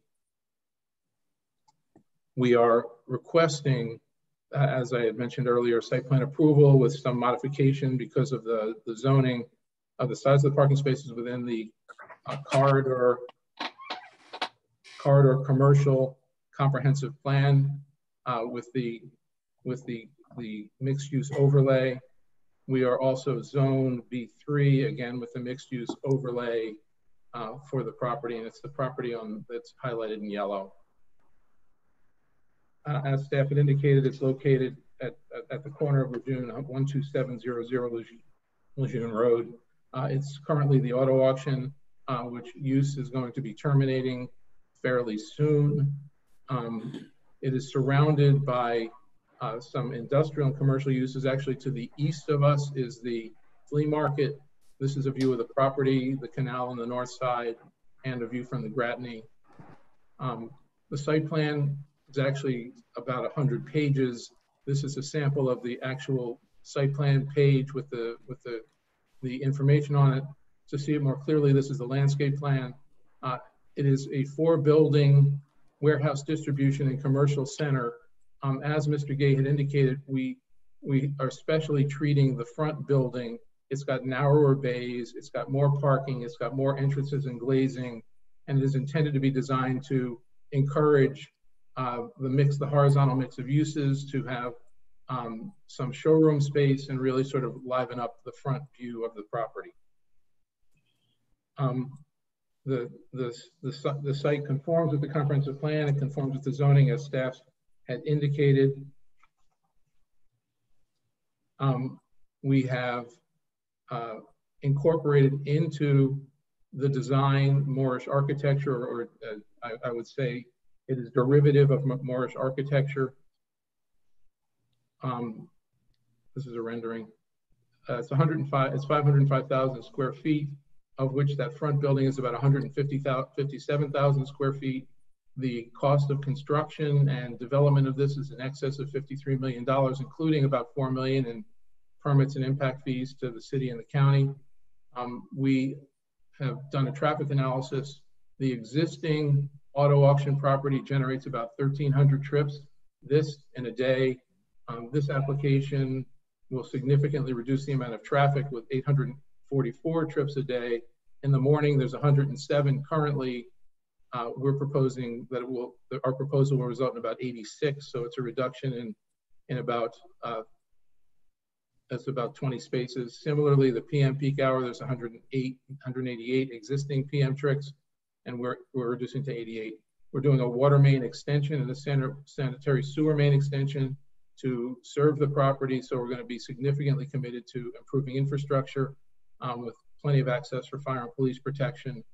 There's an ample amount of parking spaces. When we went into this project, we reached out to people in the neighborhood. The people in the green area supported the project. The people in the blue, we actually reached out to several times, 3 times each. Never got a response to them. They never really were interested. The orange Parcel was just reserved their right as the process went on. They have not been involved in the process since. And the property across the street, of course, is the flea market. If it's okay with you, I'm going to just cover the development agreement very briefly so that we don't have to come back and have me represent it. The property is going to be designed and maintained in accordance with the approvals. If you grant the site plan approval, infrastructure needs are going to be met, and we made those representations. In terms of employing Opa-Locka residents, we have a fairly robust commitment to the hiring opportunities for the property. First of all, prior to the initial building permit for development, we're going to prepare an outreach plan that will include efforts to obtain jobs for Opa-Locka residents, and it defines local as Opa-Locka residents. That plan will then be implemented using, as Mr. Gay indicated, the career source language. But beyond that, we have a commitment. We are committing our general contractors to have outreach and job fairs before each phase of the property. Similarly, we have our tenants doing the same obligation. The question was asked in the prior, how are you enforcing it? It will be enforced by the city staff, but the city staff also asked us to, and we have included sort of a report card. Every time that we do these job fairs, we're going to be reporting to the staff those folks that those opportunities that are there, as well as providing some training. So in terms of the process, we will pull our first building, or we'll apply for a first building permit within 18 months and have to finish the project or plan to finish the project within 4 years, within 48 months from the start. It's a 15-year long development agreement. We can answer any questions you have. We're pretty proud of this application. We think it's going to be very successful, and we really are looking forward to working with the city of Opa-Locka. The staff has been outstanding in terms of helping us and guiding us through the process. We really do appreciate all the help they've given us, and we can answer questions. Thank you very much. Madam Clerk, is there any public comment on this item? No, Mr. Mayor. All right. We have any floor is open for questions for the developer? Mr. Gay? Mr. Mayor? Vice Mayor Davis? Yes, through the mayor, has any traffic studies been done? I know that we've approved a significant amount of projects that could very well increase the level of traffic within our city. Being a small municipality, just want to kind of get ahead of those things. So has there been any consideration to traffic or yes, study on the impact? Mr. Mayor, may I respond? Yeah, we'll give me one moment. Mr. Vice Mayor Davis, are you done? Yes, Mr. Mayor. All right, Mr. Goldstein? Yes, we did a traffic study going in, and the traffic generation for the proposed project is going to be considerably less than the traffic generation that's already out there. Well, look at the parking lot full of cars. But the specifics in terms of daily trips, the current auto auction generates about 1,360 trips on every day. Our proposal will generate 844, so it's a reduction of about a third of the traffic. The AM peak hour, meaning from 7 a.m. to 9 a.m., it currently generates 107 trips, and we'll be generating, with our project, 86. So it's a reduction in about 21 trips. And finally, in the PM peak, which is really the one that counts the most, at the end of the day between 5 and 7, the traffic study estimated that we currently have, not even estimated, they counted, we currently have 188 existing trips, and we'll be reducing it by 100 trips to 88 in the PM with our project. So yes, we did a traffic study, and the new project will be significantly an improvement from what we have today. Thank you. It's good to know that this proposed project would actually limit traffic. I think oftentimes when we hear new developers coming to our city, oftentimes that includes a increase in traffic, and of course we have to make provisions for that. So thank you yes. being ahead of that curve. Also, the $4 million in impact fees. I think that's a significant amount of money, and I know this administration specifically wanted to bring businesses in to contribute in that way. So thank you again. Yeah, thank you.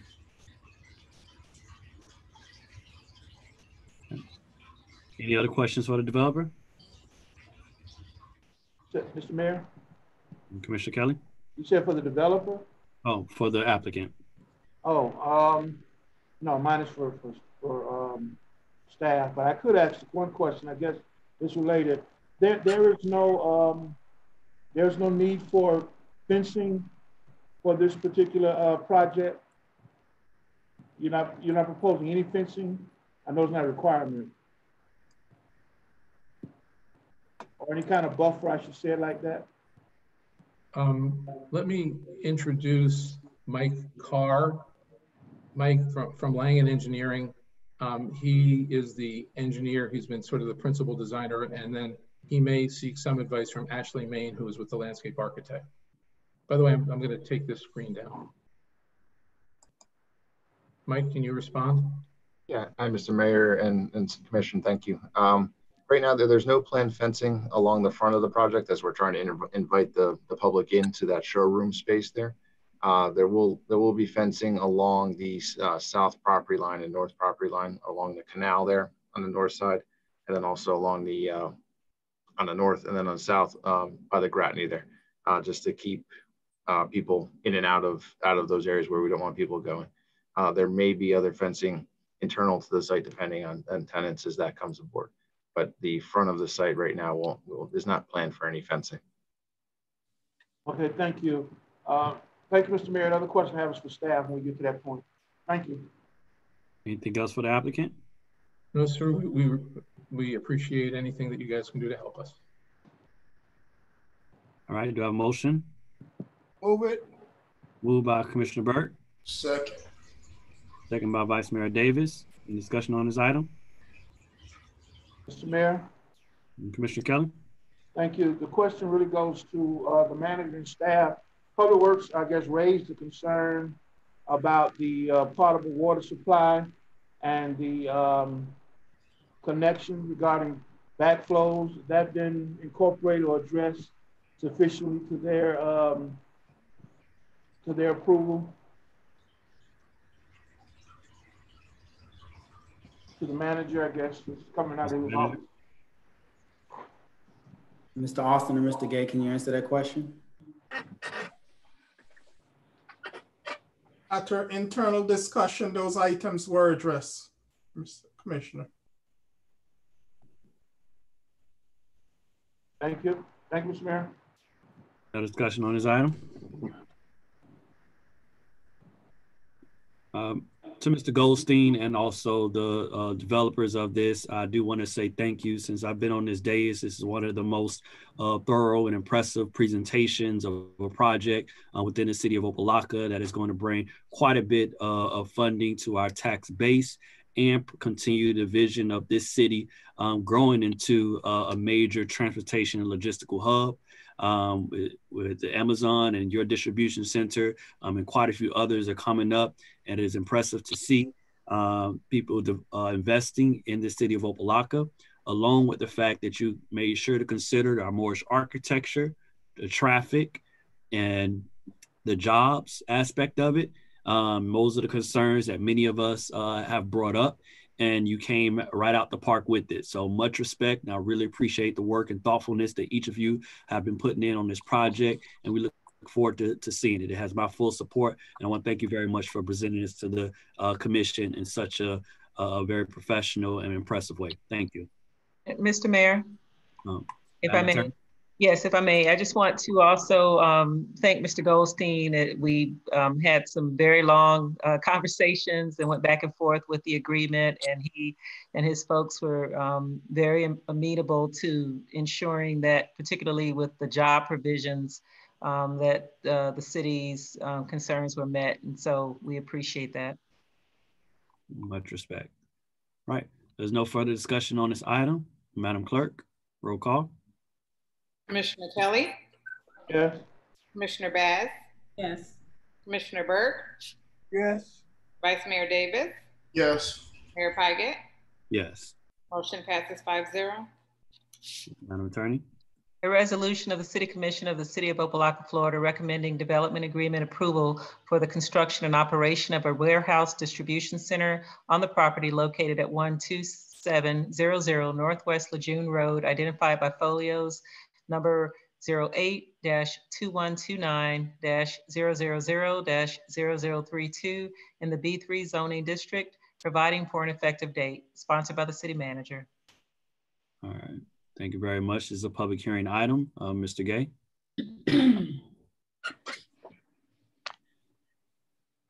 Mayor, members of the Commissioner, Gregory Gay. As it relates to the development agreements, there were a couple of modifications that were made in relationship to the development agreement. Speaking to the initial terms, the time period was for the effective date was increased from 10 years to 15 years, based on the fact that this may be a phase scheduled development. So that was taken into consideration. They've already spoken about having the Moorish architecture incorporated into the design of the building, and also taking in considerations outlining a jobs training opportunity with the project, and doing a jobs fair through their general contractor for the development of the project. Based on the tenants that they anticipate having on the site, that they will also be doing local hiring for this particular project. Basically, a remainder of the language pretty much stayed the same. There were a few areas that were stricken out within the necessity of complying with local regulations. And they're also highlighted in 15B. Other than that, those are the only recommendations for modifications to the development agreement. Everything else was pretty much in consistent with what our development agreements are for, and staff recommends approval. All right, anything else from the applicant? No, sir. We just point out that many of those changes were in response to requests from the staff. So we did our best to try and accommodate. We look forward to the partnership. Thank you. Madam Clerk, are there any public comments on this item? No, Mr. Mayor. All right, do I have a motion? Moved by Commissioner Burt. Second by Commissioner Bass. The floor is open for discussion. Madam Clerk, roll call. Commissioner Bass? Yes. Commissioner Burt? Yes. Vice Mayor Davis? Yes. Commissioner Kelly? Yes. Mayor Paget? Yes. Motion passes 5-0. Thank you all. We want to thank the staff and the attorney's office again. We're new to your code, and we really appreciate the guidance they gave us. Thank you. Thank you very much, Mr. Goldstein. All right, Madam Attorney.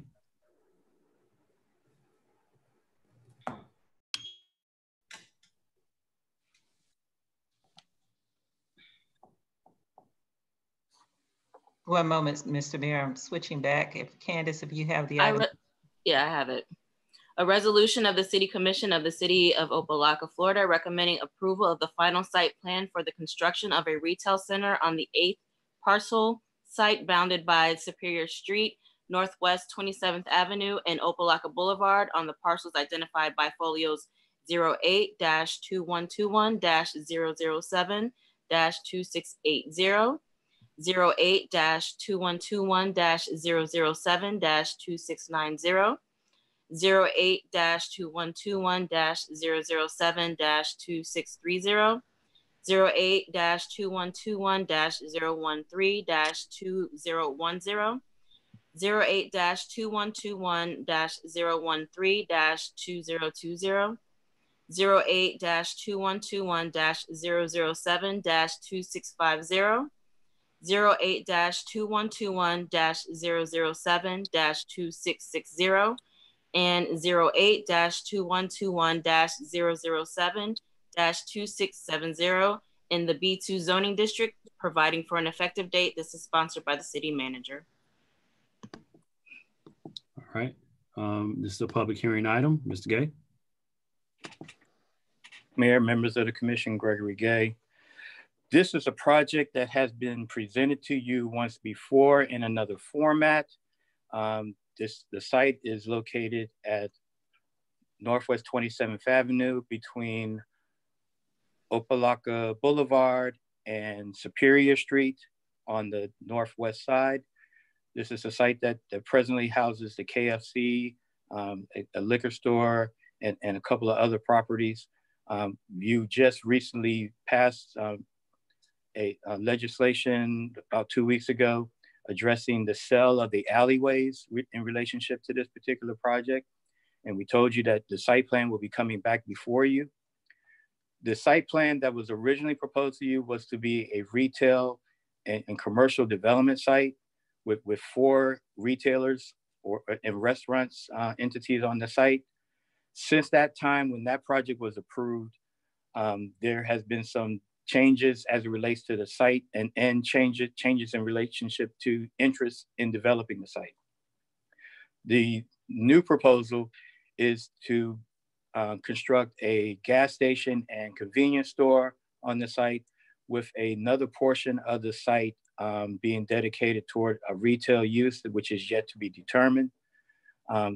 With those particular changes to the site plan itself, staff felt that it was proper that we would bring this item back before you to consider the new site plan, which is to consider the new retail and gasoline station component as a part of the development. This project has been reviewed by the Planning and Zoning Board and recommended for approval. There is a financial impact for this particular project where the city will receive approximately $86,000 in permits and impact fees. And at the same time, leveraging as a $600,000 development, we can expect to receive ad valorem taxes of approximately $5,800 on an annual basis. Based on the information being presented, the new site plan is being presented before you, and as a part of the development agreement, the only modification to the development agreement is the fact that the site plan reflects a new project that's being presented before you. Staff recommends approval for the site plan and the development agreement. All right, the applicant. Yes, thank you, Mayor. Honorable Board, this is Robert Holland, law offices at 3250 Northeast 1st Avenue, Miami, Florida. I'm one of the investors in this particular development. And last year we presented a site plan to you as part of our plan to develop the site, along with the purchase of the city's unused alleyways. At that time, we mentioned to you it was our desire to build 4 commercial sites or 4 commercial pads, and that we were in a market of trying to see who we could secure in the commercial market as end users for those pads. And we've had over 100 conversations with different retailers and restaurants and all throughout that period of time. And the end user market is a very delicate process. It's not like you just get to go out and tell somebody, I want you here and you have to accept this land as the place to put your business. What we have to do is try to market that land out to them based on traffic counts, expendable income in a neighborhood, demographics of an area. There's a lot of things that go into trying to get those end users. And so we had a lot of hurdles in dealing with that. We had a few folk who expressed some strong interest, and then as the market started to shift, they started to shift. And then you also had some end users who feel like, well, if you're in that area, we can probably get the land or the deal much cheaper than that. And so they try to hold out and negotiate very strongly to avoid, certain payments. So it's almost like they want you to give it to them for free. In the end, we were able to land Murphy. Murphy is an A-credit tenant, kind of like along the same line as the Wawa. And they agreed to come in and take almost 50% of the site, 45,000 square feet. With that, it gives us the ability to close on all of the sites, do the demolition on all of the sites, build their facility and lay the pad for the next facility that potentially would come in. But because with Murphy, we'll go ahead and be able to do all this, it takes the pressure off of us having to take anybody coming in as an end user and give us a little more flexibility, to be a little more selective in who that next end user will be as well. So what we've packaged for you here today is based on what we have now as an ink deal with Murphy. Before we were speculating on trying to see if we can get 4 end users. This one we have 1, and it gives us the ability now to really focus on getting a second one, but at the right numbers and somebody who has staying power in a community.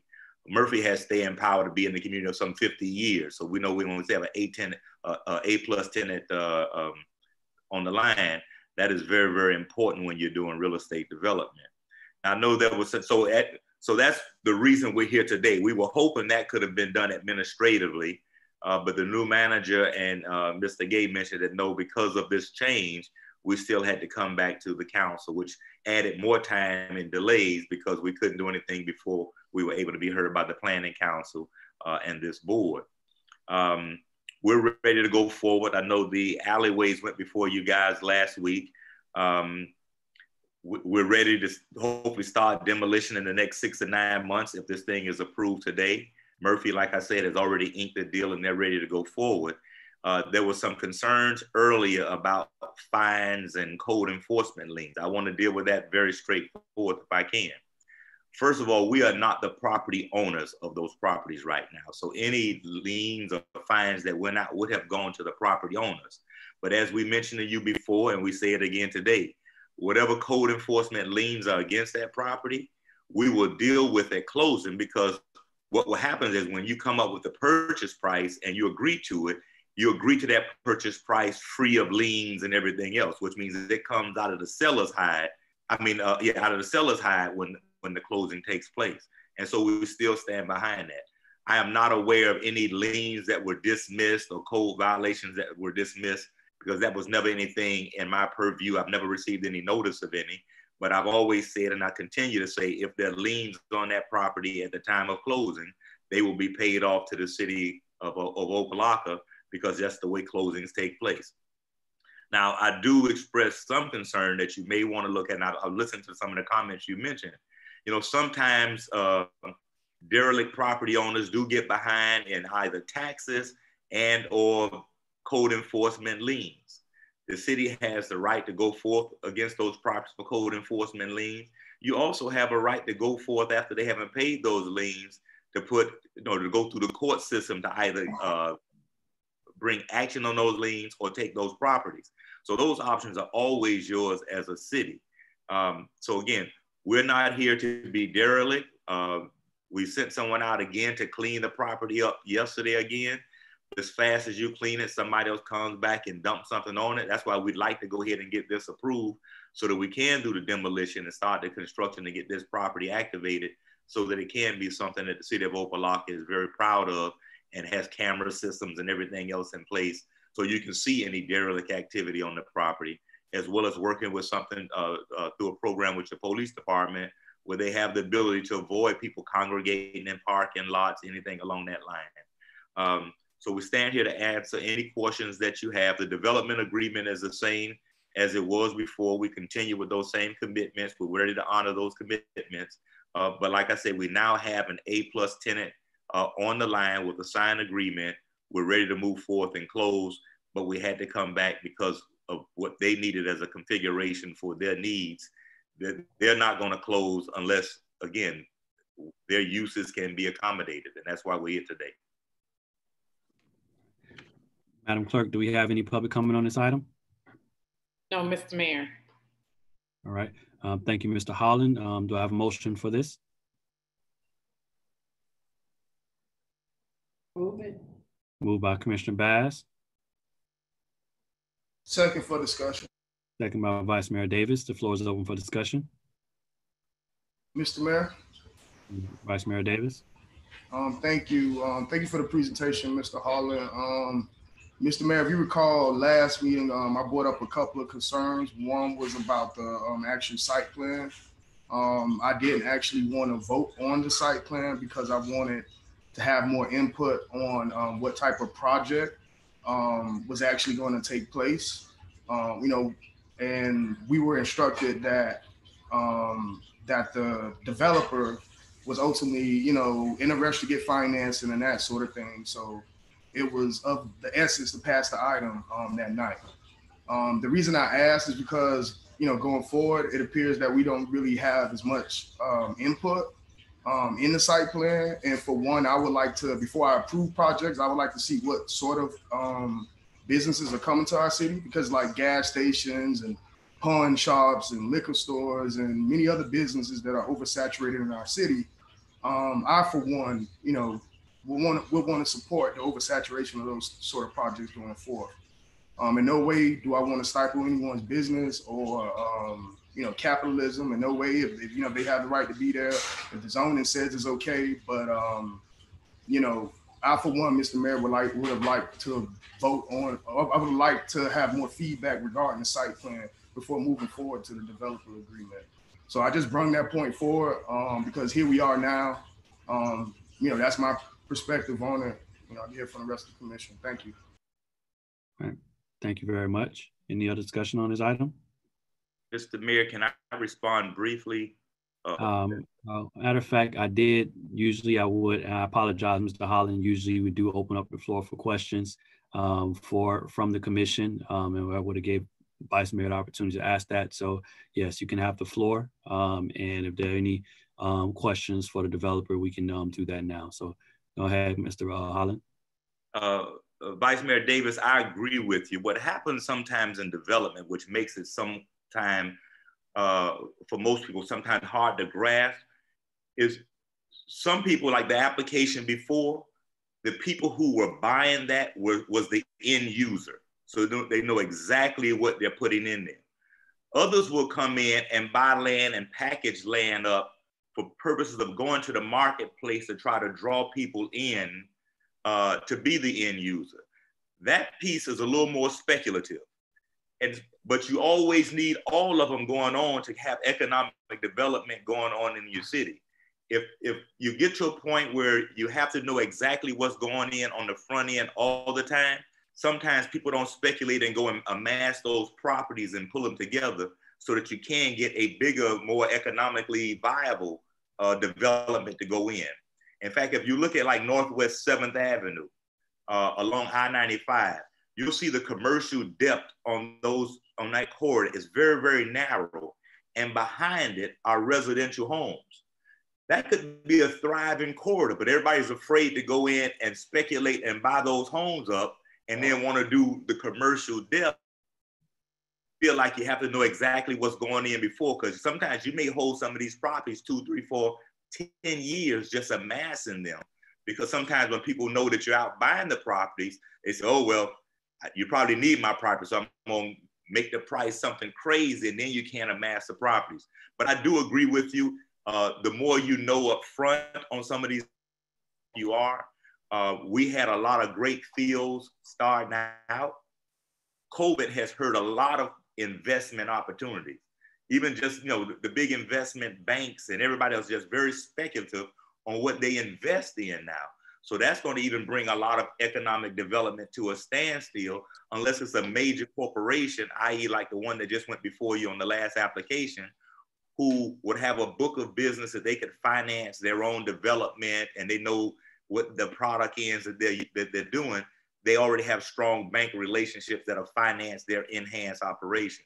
But that's not always the case in development. A lot of times it is speculative. Even on housing, sometimes it's speculative that a market is a buyer's market. And back in 2008, when everything crashed, it went from a buyer's market to a renter's market.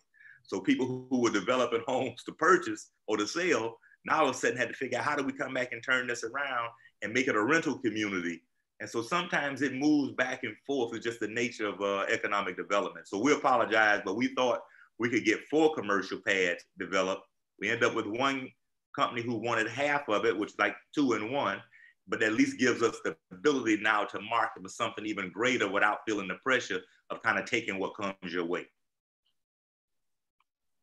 Thank you for that, Mr. Holland. I understand the challenges that are oftentimes associated with development, but given the short timeline that we had, like I said, this was something that came before the commission during our last meeting. And to be here now at the next commission meeting and that project, we went from not knowing anything, being in the dark, to here we are with a whole project, in a matter of, 1 meeting. And, sure, we got the developers agreement to consider. But I, for one, I have a big problem with that because I would like to see that input. Now I feel like, our hands are kind of tied with the project. And, I understand the process, but like I said, going forward, I don't know if it's something that can be done on the staff side to kind of, I don't know. Yeah, this is a tough one. All right, I'll just leave it right there, Mr. Mayor. All right, thank you, Vice Mayor Davis. Floor is still open for discussion. Mayor Paget. Commissioner Bass. Vice Mayor, I totally understand where you're coming from, because me personally, the last thing I want to see in Opa-Locka is another gas station. That's just me. However, I would prefer to see another gas station versus what we have there now. That's all I wanted to say. Thanks. Right. Any other comments? Mayor? Commissioner Kelly? We're just directed to the applicant right now. I know we did a motion or whatever, so I'm not sure where we are. We're just asking, him or staff, or how we're doing it, because I know you allowed to go back because you didn't let them, The floor is open for discussion. And if you have any questions for the applicant, you can. Okay. The floor is open for discussion, so you can ask the applicant, you can ask staff. So whatever you need to do to. All right, thank you, Mr. Mayor. Let me first to the applicant. I was very concerned when I saw gas station as well. You got one across the street, down the street, around the, I'm really not in favor too much of more gas stations, but I knew that with COVID-19, it has changed the landscape of a lot of things. So I recognize that challenge as well. What would you say to the applicant, the time frame based on your new assessment of putting together, the potential tenants? What does that time frame look like now in your estimation? Kelly, as it relates to Murphy's, they're ready to move forth now. So it allows us to go ahead and buy all of the properties right now, do the demolition, start with the improvements to water, running electrical, all that stuff, and then building their facility. With the last tenant, and we're hoping it's some sort of either retail or restaurant of some sort. The restaurant business has been a little spiky because people can't bring people inside now. It's very limited space inside of a building. And so people are kind of reevaluating that brick and mortar kind of thing. Is it more double drive-throughs and all that stuff right now with some indoor capacity? And so as they're kind of reevaluating that, we didn't want to feel pressured where they come and say, well, with this whole COVID thing, you can't do this, you can't do that. We'll give you this small, amount of money in lease that doesn't really cover anything. So we want to at least put ourselves in a situation where we get another A+ tenant to come in. And so we're hoping not to rush through that. But like I say, the Murphy's piece can move almost immediately. But we didn't want the second tenant to feel like we're in such a rush, we have to take anything just to have them develop something in Opa-Locka. Okay, I appreciate that. I kind of share the same concern as my colleagues that sitting at the gas station, but it'll still be better than what's there now. I would hope that you're able to get some additional tenants. My last comment to you before I ask staff a question, and I know you're still acquiring property. I mean, you're still trying to cross the T's and dot the I's, but can I please, and I said this last meeting, I don't know if you listened in, could y'all please do your best to just try to keep that property as clean as you can till you get it all, just please, if it looks so bad, and y'all had them signs up there, we've been talking about it for a while, and I know it's a challenge, people go back and dump. Could you have somebody check it once a week or something? I really would appreciate it. That's just me asking, because it's such an eyesore, and I told people, development is coming, but of course, until they see something, it's here we go again. So y'all could try to at least maintain the cleanness a little bit more. I really would appreciate it. I would tell you what's funny. We would definitely try to do a once a week run by and check on it. At one point, we even had, people trying to watch it to see. But it's amazing. Like, as soon as you turn your head, like, where do these people come from that dump it? Like, they're waiting just to drop. And you heard it earlier down on 143rd when you guys were talking about it. It is very difficult. That's why we want to go ahead and get it developed so it can be at a point where somebody is constantly there and you can maintain it properly. Thank you, sir. Mr. Mayor, one question or comment to the manager. I'm piggybacking off the vice mayor as well.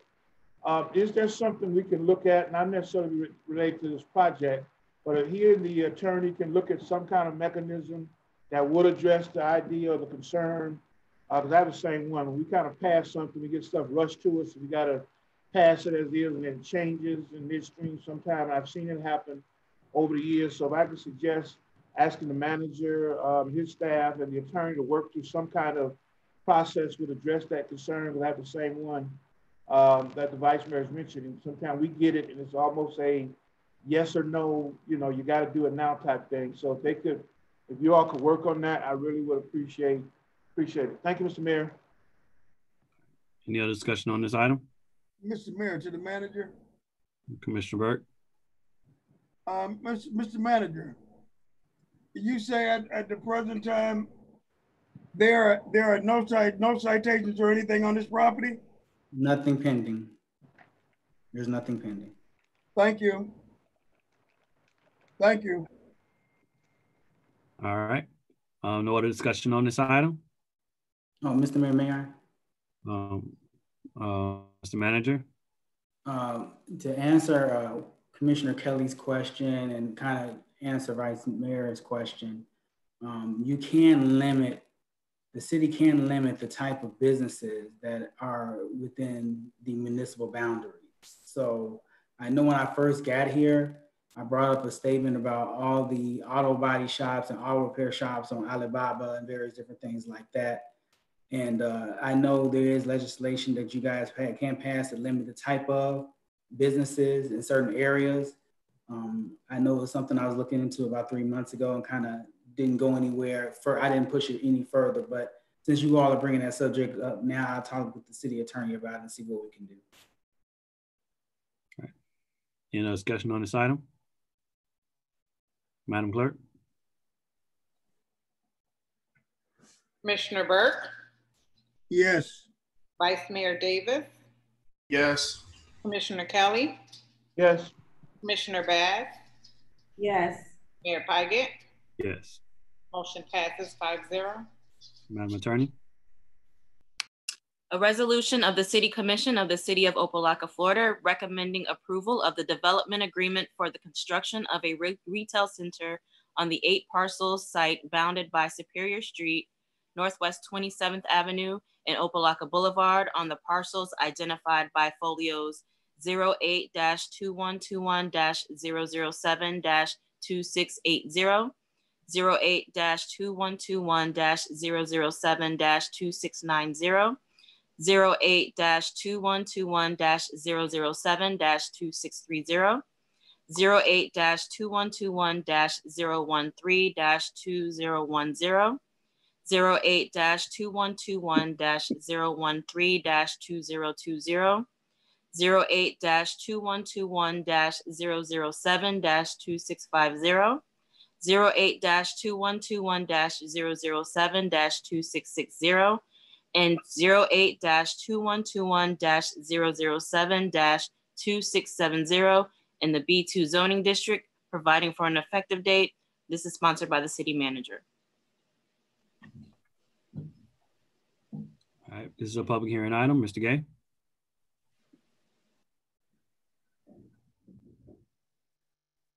Mayor, members of the commission, Gregory Gay. This is the development agreement portion of the item that you just heard from. Basically, the only modification to this particular development agreement was the site plan itself, because the site plan was significantly different from the previous proposal that was presented before you. The other points of the development agreement speaks toward the hiring practices, which is standard language that we include as a part of all of our development agreements. There is a portion, which I'm trying to identify now, that speaks to the demolition requirements of the existing properties. And if you could just bear with me for a second while I find the language.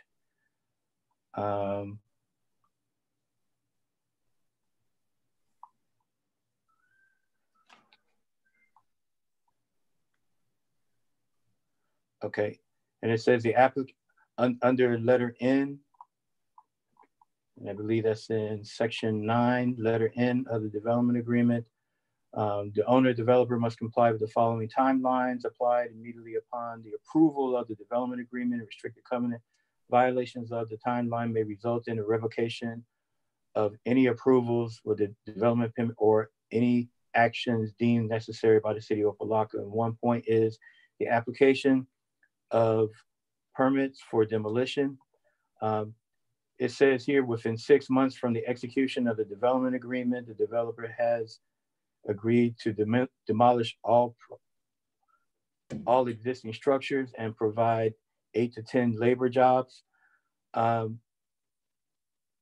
was discussion as it relates to that particular point, and instead of saying that the apply for the building permits for demolition within 6 months, that the actual demolition itself would occur within 6 months. Now I know Attorney Holland made a reference that they want to do the demolition within 6 to 9 months. So I don't know if that's going to be a modification as it relates to this particular stipulation of the development agreement. But just bear in mind that the city manager is in a position where he may grant an additional 6 month extension as to that point for the demolition, showing good cause. So that is something that gives a little bit of flexibility, but that was one of the main points that was brought forth, that we wanted to make sure that the demolition of the existing properties or the existing structures on that site will be demolished within a 6 month period. Pretty much everything else is the standard language, the standard hiring languages, making sure that the residents and people that are with the citizenry of the city of Opa-Locka have an opportunity for employment opportunities. And those pointers are always expressed within our development agreement. Staff recommends approval of the development agreement as modified.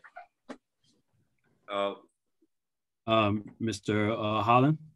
Yeah, so the terms that Mr. Gay mentioned, we're perfectly fine with those, as we said before.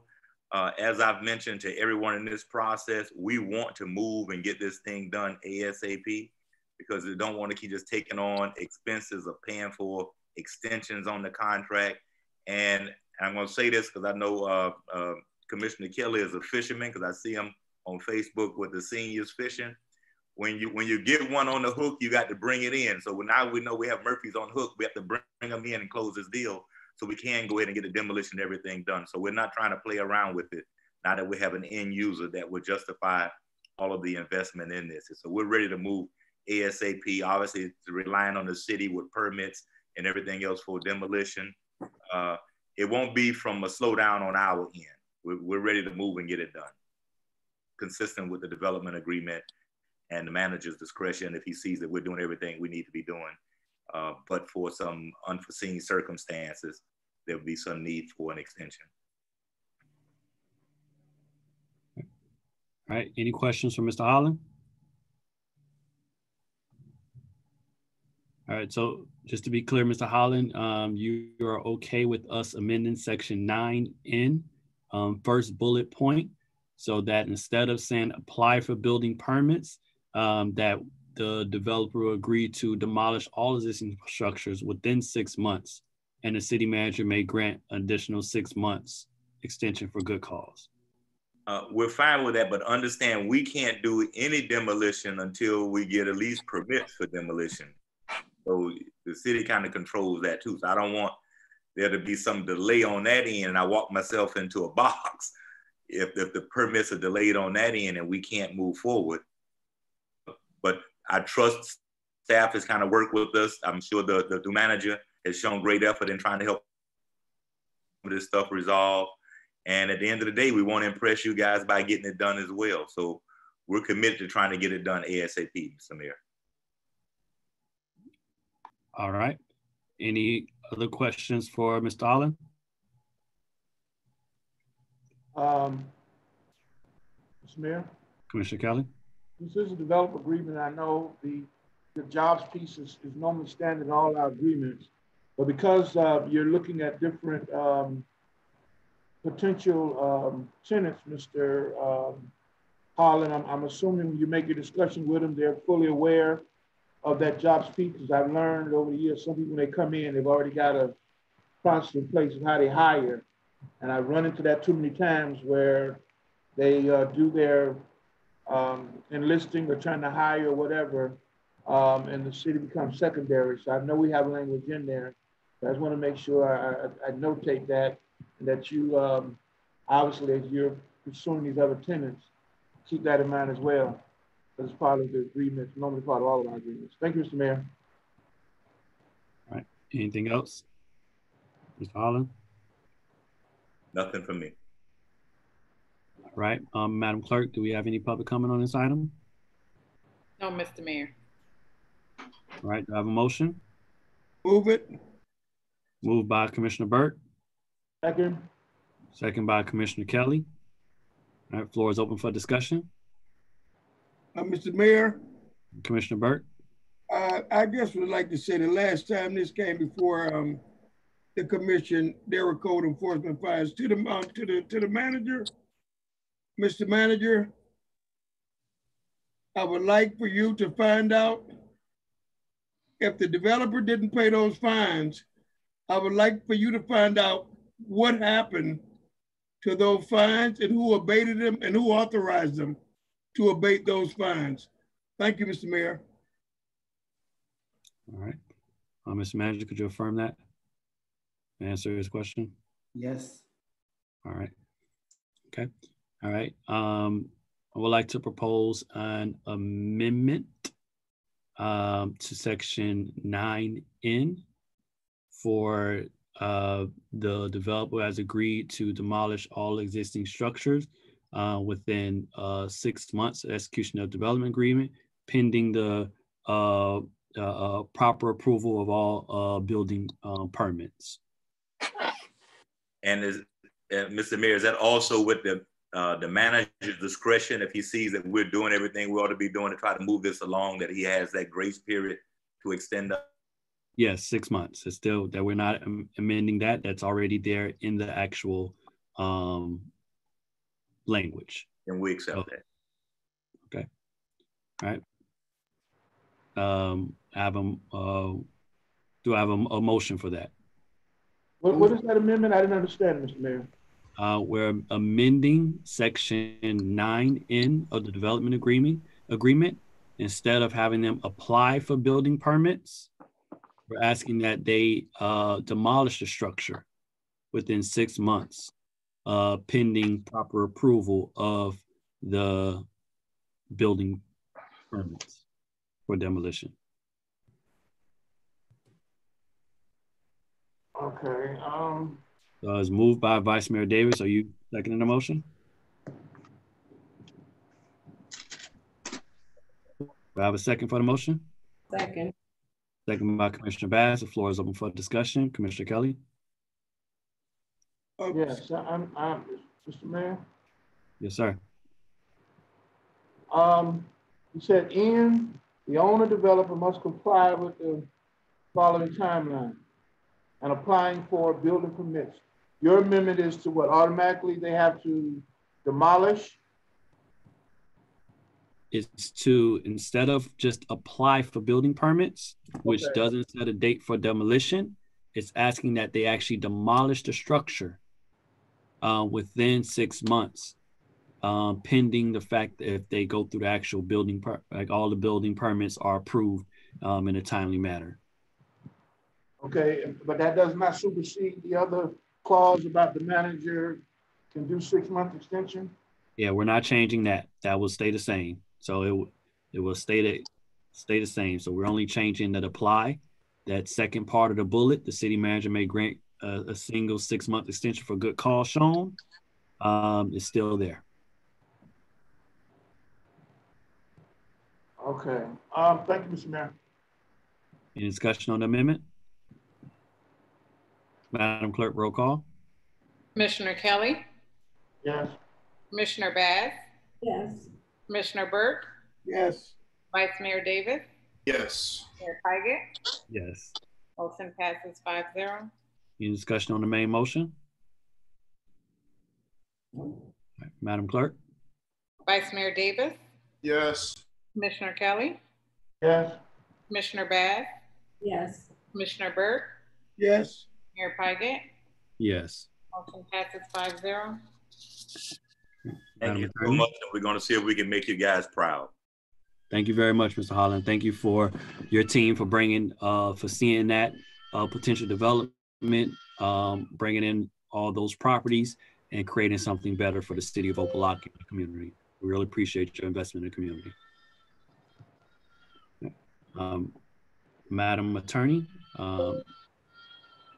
An ordinance of the City Commission of the City of Opa-Locka, Florida, amending the annual adopted general, proprietary, and special revenue funds budgets for the fiscal year commencing October 1st, 2019, and ending September 30th, 2020, adjusting revenues and expenditures as reflected in Exhibit A, providing for the expenditure of funds established by the budget, authorizing the city manager to take certain actions, providing for appropriation of all budgets and expenditures, providing for fees consistent with appropriations and amendment, providing for incorporation of recitals, providing for conflict and repealer, providing for severability, providing for an effective date.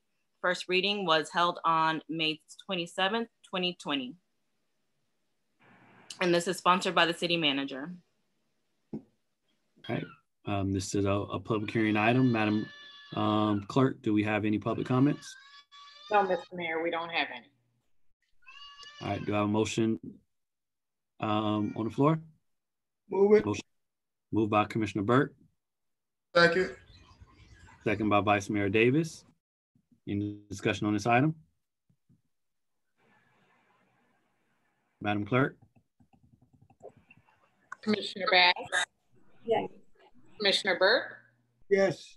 Vice Mayor Davis? Yes. Commissioner Kelly?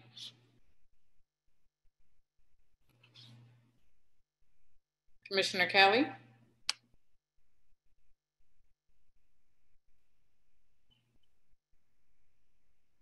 Commissioner Kelly? I didn't hear anything. My phone was totally blank. We're on the second reading of the budget amendment. Oh, okay. Yes. Mayor Paget? Yes. Motion passes 5-0. Madam Attorney? An ordinance of the City Commission of the City of Opa-Locka, Florida, amending Chapter 8, Article 1 to create new Section 8.6 entitled Face Masks or Face Coverings During Pandemic-Related Public Health Emergency that Threatens Life, Health, and Safety of Residents, providing for incorporation of recitals, providing for an effective date. First reading was held on May 13th, 2020. This is sponsored by Mayor Paget, Vice Mayor Davis, Commissioner Bass, and this was deferred from June 4th, 2020 virtual special commission meeting. It's a public hearing item. Do we have any comments on this, Madam Clerk? No, Mr. Mayor, we don't have any. All right, do I have a motion? Move it for discussion. Moved by Commissioner Burke. Second. Second by Vice Mayor Davis. Floor is open for discussion. As one of the sponsors, I wanted to introduce this item. Since the beginning of this pandemic, we realized that this pandemic, COVID-19, it is a respiratory transmitted disease that is usually coming from people speaking and breathing. And the City of Opa-Locka, as a commission, we've been discussing and debating about how we can reduce the transmission rates, because based upon our population, we have a abnormally high number of infection based upon a per capita a rate of infection for the city of Opa-Locka in the state of Florida. So we've been debating about what we can do. And one of the things that we discussed almost 2 months ago was putting in place this mask ordinance. As many people know, an ordinance is something that changes the law. And the reason why we did so is that based upon the emergency orders that are putting out under this COVID-19, just like our curfew, it would be punishable by a jail, a misdemeanor crime, and up to a $500 fine. So we as a commission being thoughtful about our residents and making sure that we still try and encourage and make sure that it is wrong to go out and potentially affect people by not having on a mask. We debated about putting together a law in place so where our residents will have a maximum fine of 100 and no jail time. Over the past few weeks, we've done research with our staff. We found out that if the city was to implement this will cost, well, actually last week we found out that if the city was to implement this, it would cost a minimum of 130 something thousand all the way up to maybe $250,000. All of us on the commission expressed our hesitation about making that investment. There's another option put on the floor where the county can administer the actual civil citation. At the moment, I would like the manager to state the progress on where we are with the county potentially doing this, managing the civil citation. Based on discussions that I've had with the assistant city manager who are charged to do the research on this item, the county is in a position where they're not enforcing it themselves. There was a recent article where Miami-Dade County stated that they was not going to do a mask ordinance, emergency order themselves, and that other cities could be more restrictive in regards to mask ordinance. We haven't even gotten to the area of cost yet because this county themselves are not even willing to have a similar legislation or a similar emergency order in effect to address face mask. And again, it was reiterated to all the cities on the manager's conference call, is if we desire to do so, we have to do so under our own jurisdictional laws and charter, and that the cost will be borne on us. The municipalities that came together, 5 large municipalities that came together earlier in the week, Miami Gardens, North of Miami, Hialeah, City of Miami, and there was one more. They actually did what I suggested we do a month and a half ago, was to institute an emergency order that had a criminal penalty. Miami Gardens just had their sign yesterday. And it is the same penalty as if our curfew was to be violated. And other municipalities are doing the same thing through a local emergency order, not an ordinance. So that's where we're at with that matter. And if you have like additional questions, I can have the city manager kind of chime in.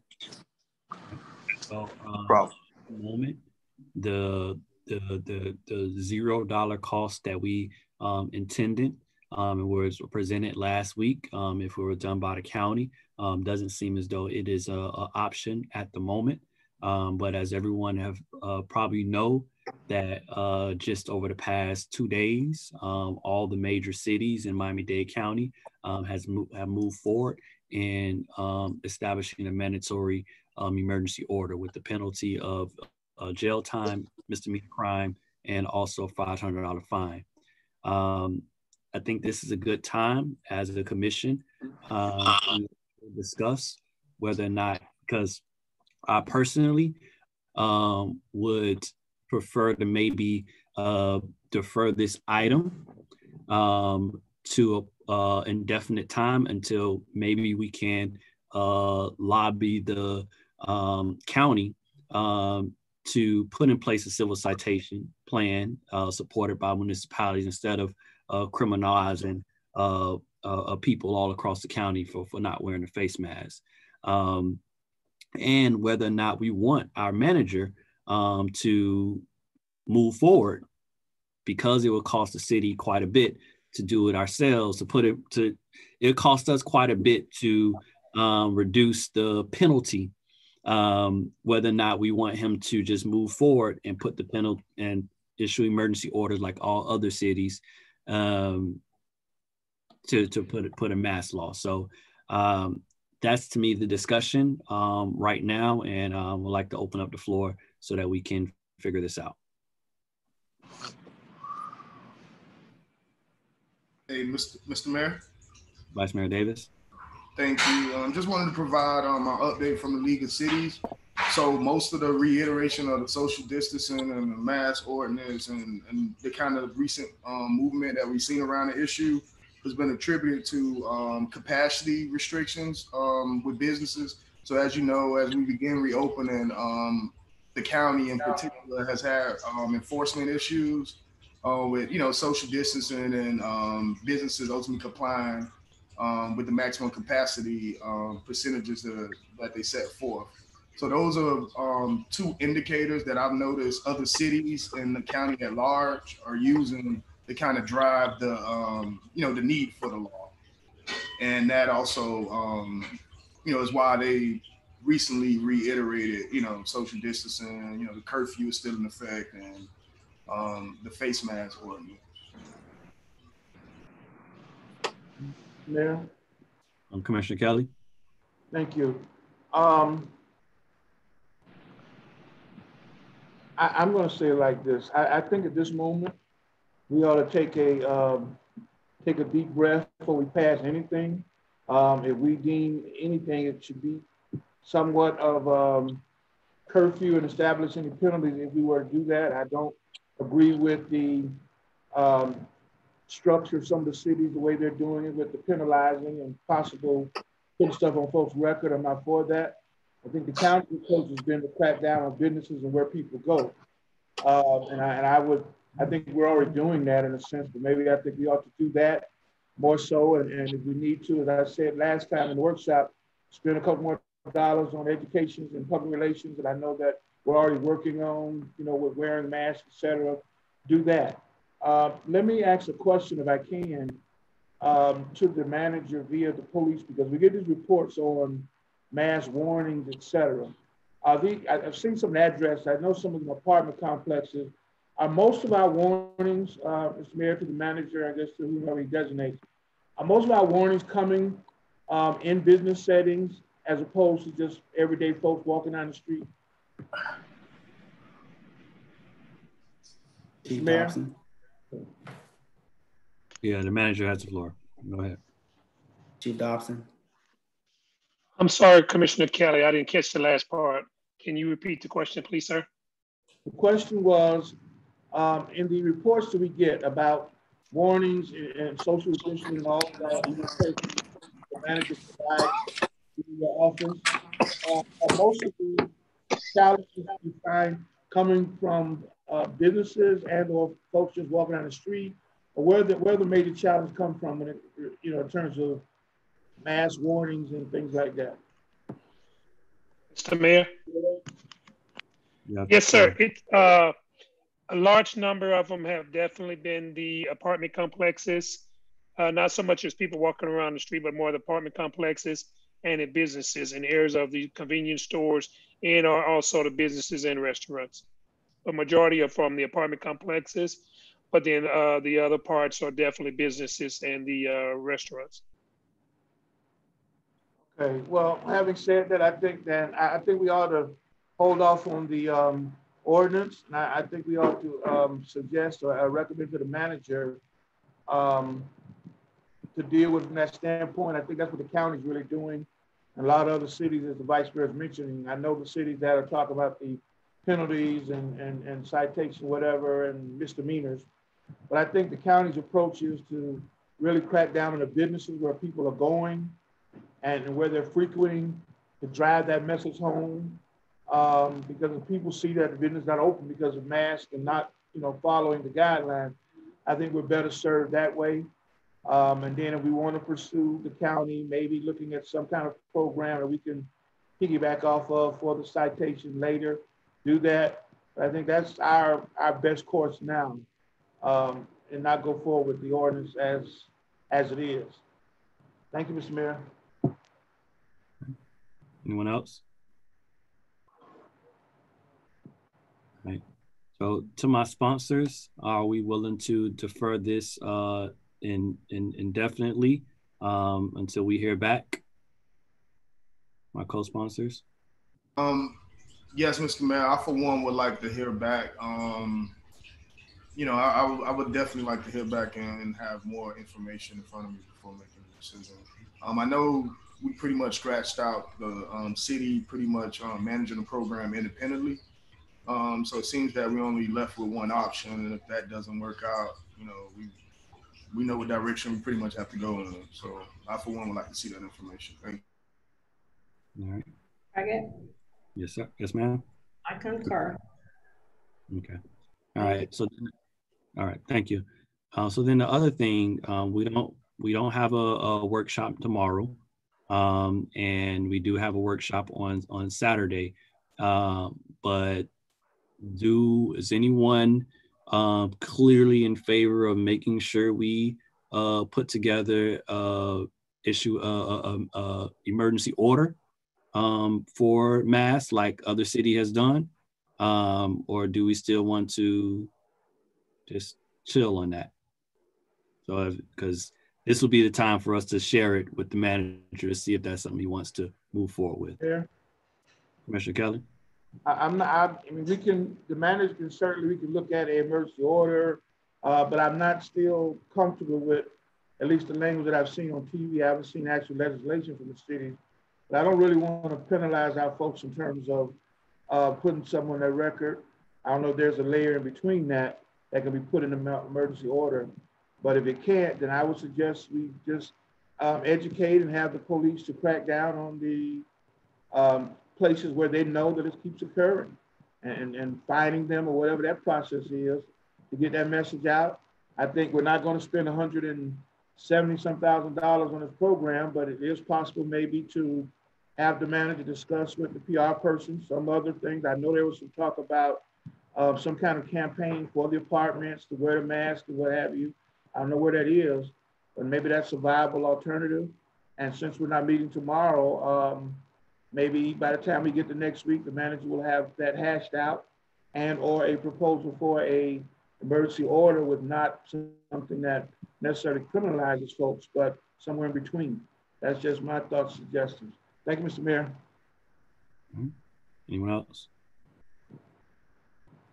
I concur with, you know, Commissioner Kelly's concern. You know, I think the executive order, that's exactly what it does. It outlines it as a misdemeanor crime, much like the issue we ran into with the curfew penalties. I, for one, you know, wouldn't support that sort of sanction on our residents for not wearing masks. Of course, I support it and believe our residents should take it seriously. However, I don't really want to create a bunch of challenges as far as enforcement and financially otherwise. Yeah, so yeah, so I support it. Thank you. Anyone else? Mr. Mayor. Commissioner Burke. Once again, I said, let's just get with Ms. Markins, put an education thing together, and we go from there. God knows our residents don't need no more arrest records or nothing to hamper them. Thank you. All right.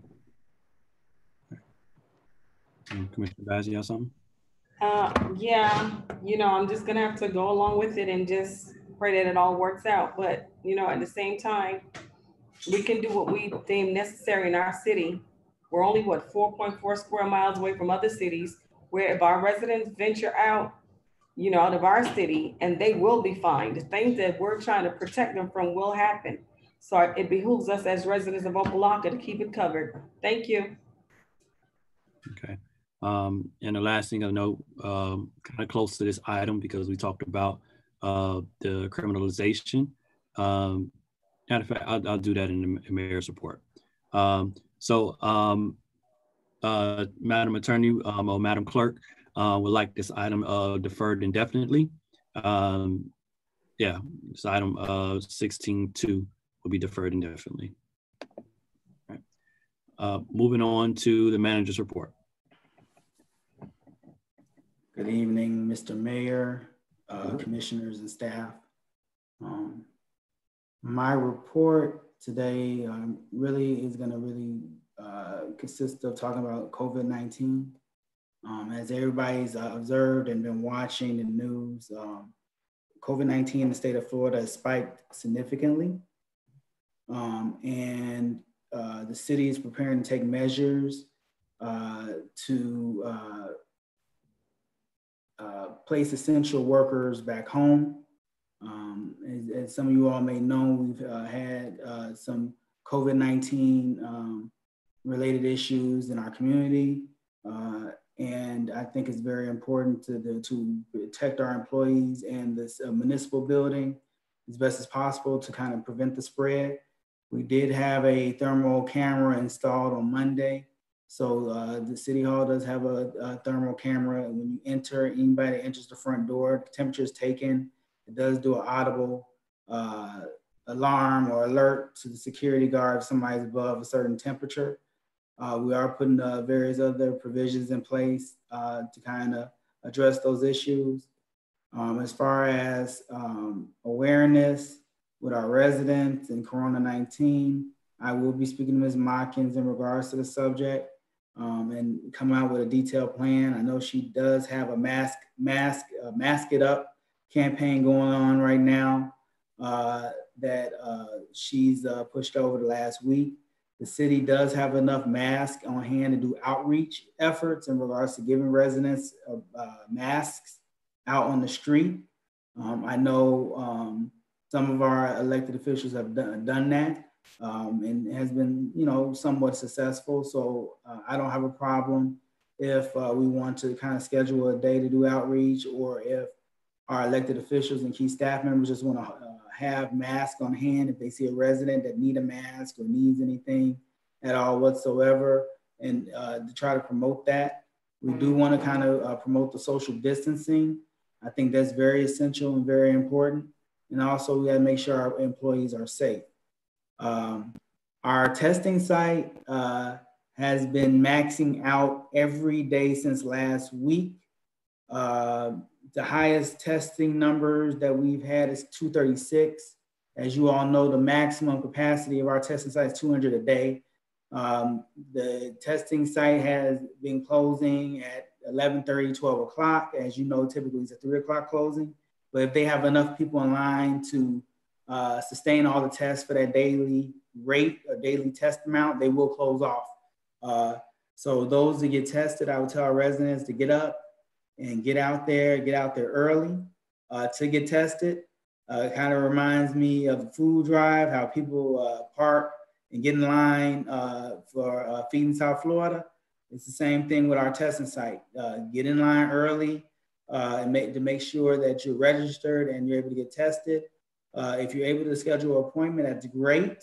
Our site is very flexible in regards to taking appointments and walk-ins. If a resident wants a guaranteed slot, I would suggest that our residents do put in for an appointment for our site. We have supplied the testing site with potable water. Because of the hot days we've had, we've been requested by the site coordinator to provide water for those that are standing in line. So we have honored that request, as well as any infrastructure related issues that are required for the testing site, such as supplies, whiteboards, and various different things like that. I think this is the least the city could do. The county is providing the testing. The state is providing the actual personnel through the National Guard and the nursing services to conduct the test. At least the city can do is help out with infrastructure, provide potable drinking water, and any other provisions that they may want or desire. While we're kind of discussing the issue of COVID-19 and the hesitation in regards to doing an emergency order in regards to face masks, I would bring it to the city's attention that we still have a curfew in effect that does give out the same criminal penalties that some of you all today say that you're against. So I think in maybe a conversation next week, we need to determine if you still want to go along with the curfew, if we want to terminate the curfew, and what we want to do in regards to that. Also, I think we need to talk about our green spaces. As far as planning on if we're going to open up our green spaces again, when, and if not, what the requirements going to be to open up our green spaces. And saying that, based on our uptick, I believe we're over 500 now in regards to COVID positive rate. I would highly discourage the opening of any green space at this point, but I know it's imperative to have something in place to kind of look at planning moving forward. I'm just sitting back and waiting for the county and the state to kind of backtrack some of the reopening provisions that they have done. Florida, along with 3 or 4 other states, are one of those hot states as far as COVID-19 rebound. I think state of Florida had one of the highest COVID-19 positive rates in the last 2 days, the 3,500 cases in the whole state. Majority of those cases coming out of Miami-Dade County and Broward and Palm Beach. So as the governor and the county has decided to reopen their jurisdictions and their areas, we see the COVID-19 rate is jumping up. When we started monitoring COVID-19, as far as the daily reports, we would see 1, 2, maybe 3 additional COVID positive a day. Now the number's up to 20, 25, 30 a day. So we're jumping in multiples of 20s and 30s as far as COVID positive. And part of that reason is our testing site. I'm sure a lot of those numbers are coming from the Opa-Locka testing site. And the more people you have test, the higher the number you'll get. I know the commission was aware of this, and I know we're all aware that once you initialize testing and more people are open to testing, the numbers are going to go up. We just got to figure out what that plateau is. And I think we're steadily increasing on an upward angle. If you look at the reports of the bar graph, it kind of describes it a little bit better of how that incline is going. Once we start seeing leveling off, then we'll look at opening up the city hall to the public again, potentially opening up our green spaces and looking at other areas to either enhance or reduce those issues. The police department has closed down several dining businesses for not operating under the 50% capacity based on the county order, as well as people not wearing face masks within the restaurant. So the police department they're actually enforcing that. And so they're checking these businesses in regards to the eateries and various other places that are having people in there eating either without a mask or over the 50% capacity. I am preparing a report for Saturday's event that the vice mayor and the commissioner is sponsoring.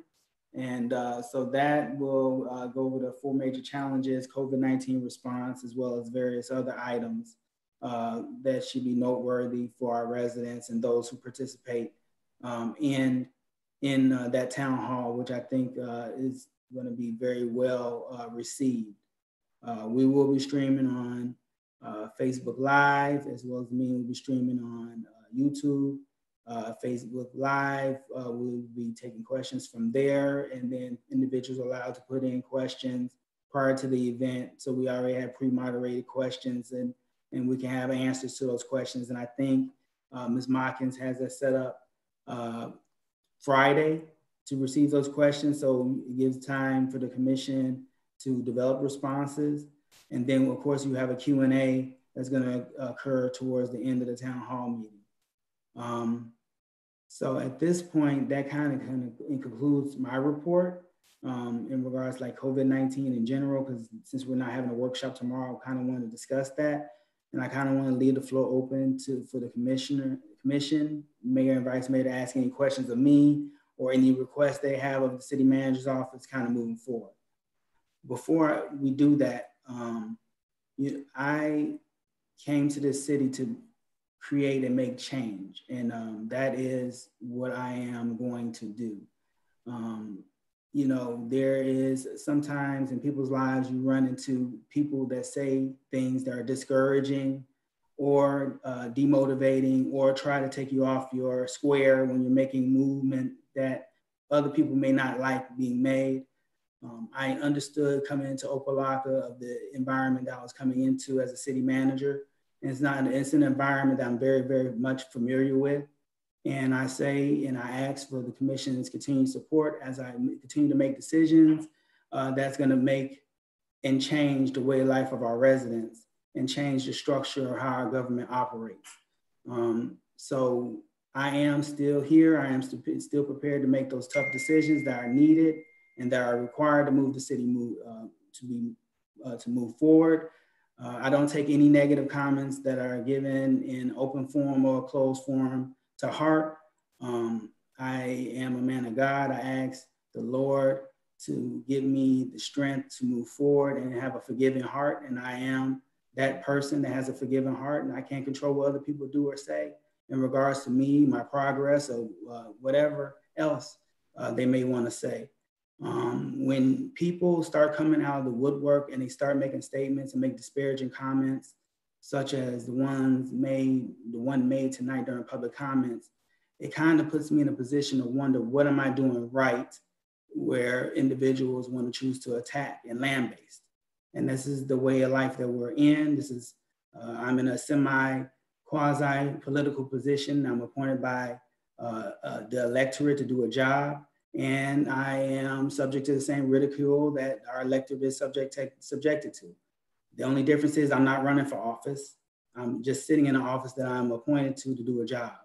So in saying that, I ask for everybody's continued support and prayers as I move through this journey. I don't speak on my personal business at all whatsoever.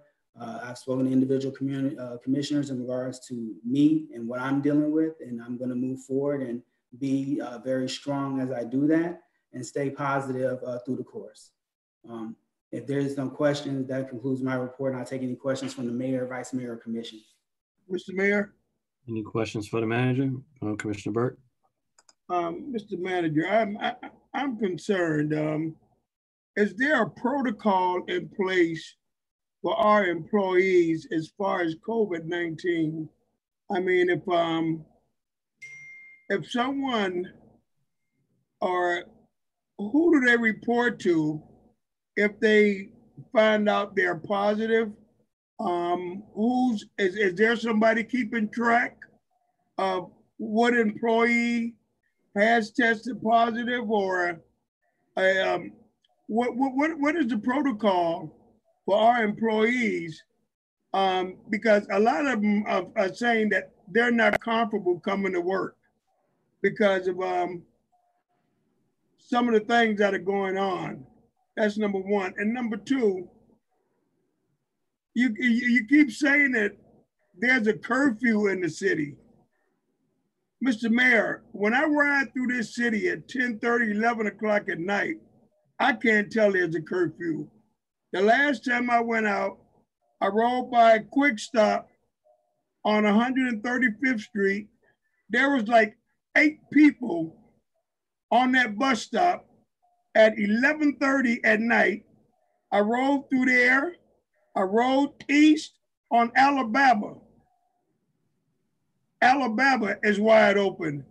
I mean, y'all keep saying, let's keep the curfew in place, but having the curfew in place and the curfew not being enforced defeats the purpose. You don't have to take my word for it. When you get time, come through the city one night, 11 o'clock, 11:30. The city is wide open, Mr. Manager. The city is wide open. And like I said, you still got them walking around that late at night without masks. And if we're gonna keep the curfew in place, then the curfew needs to be enforced. Thank you. Anyone else? Question for the manager? Mr. Mayor, thank you. As far as COVID-19 and employees, so the employee can notify their direct supervisor, their director, or the human resources department if they are COVID positive. So with HIPAA, We can't disclose, and this is the biggest issue we've been dealing with over the last 2 weeks. We can't disclose who's COVID positive. All we can do is notify the city that somebody's COVID positive. We can do contact tracing, and based on the contact tracing, tell individuals that they were around or near a person that was COVID positive, and it's mandatory for them to be tested. So you have two segments of employees, well, three. You have one, the employee that tests positive for COVID. You have the contact tracing where the employee that was positive for COVID tells us, the city, who they've been around, the closest they've been around over a week or 2 week period of time, okay? And then thirdly, those people that had close contact are required to get COVID-19 tested before returning back to work, which is the protocol that's been followed, which is where we're going to the point of maybe having to deal with doing shift work back at the city hall again and our other public spaces that we have employees because of the spike of COVID and what we're kind of dealing with. So like I said, the biggest hurdle I deal with, Commissioner Burke, as a manager, is employees want to know, well, who's COVID positive? Who's COVID positive? We can't tell them. We can't tell them. We can't say it, you know? And so there is some skepticism there. There is some nervousness there. There is worry that is there, and it's going to exist. And how I kind of dealt with that last week or the week before was, I told employees that employees that did not fall under the category of contact tracing, meaning they were not around that person, I provided an option for employees to get tested and take 2 work days off until the test results come back to show either they're positive or negative, and they bring the test results back to the city, to HR, where they're put on file. So the city actually went kind of above and beyond the call, because we're only required by CDC to deal with the contact tracing, right? Once we do contact tracing and notify those employees that's mandatory to be tested, that's it. That's it for as far as CDC guidance. The city is taking an additional step to tell people, if you don't feel comfortable being here, you can take those 2 days and you can go ahead and get tested too, because people have concerns with their family and loved ones and various different things like that. And then you have those that are asymptomatic that don't get tested. And so you run into those situations. Commissioner Burke, I will tell you this, the COVID positive indicators and results were employees that we insisted to get tested, and they came back COVID positive. So it wasn't, okay, these employees are just randomly testing and here comes the results. The results that came in from the first case to the cases that we have now are employees that either were contact traced or employees that voluntarily went and got tested. So that's where those positive rates are coming from. And then initially, when we first started the testing site, we had no staff that didn't want to test. Now I'm at a point where at least 65 to 70% of my staff have tested voluntarily. So as you test, the positive rate goes up, especially with people that are asymptomatic. But that is how we're kind of dealing with the COVID response within the city. Mr. Pate, let me ask you, does an employee, if they have to take time off being COVID positive, are they still being paid? Yes, it's 14 days paid leave based on since COVID has started. It's a 14-day paid leave. Okay, could we inform the employees of that, because some of them don't know that, and then I'm taking that because they think that they're not going to be paid and they can't take the time off because they're not going to be paid. Then they will try to hide that they're positive, or they won't come forth and say that they're positive. So if we can get that information to the employees to let them know if they do test positive, that they're going to continue to be paid, then I think that might help our situation. Thank you, Commissioner Burke. And actually, the 14-day leave policy was released in March when we first got into the pandemic. That was released to all the employees, but I will have the HR director send additional communication out to all employees tomorrow in regards to reiterating the policy and letting them know that if they are COVID positive, that they do get 14 days paid leave. And in order to come back to work, they have to get 2 negative tests within a 48-hour period. Thank you, Mr. Mayor. Any other questions for the manager?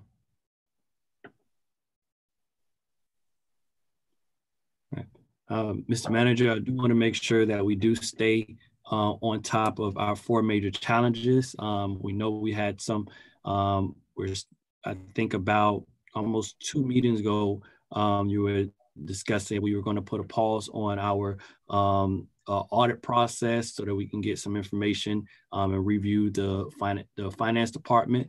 Would like to make sure we continue to get updates on that. I hope that that is going to be a part of the update on Saturday, and that we continue to get those updates about where we are with our finances, getting our audits complete, our last outstanding audit completed, and also our 5-year recovery plan.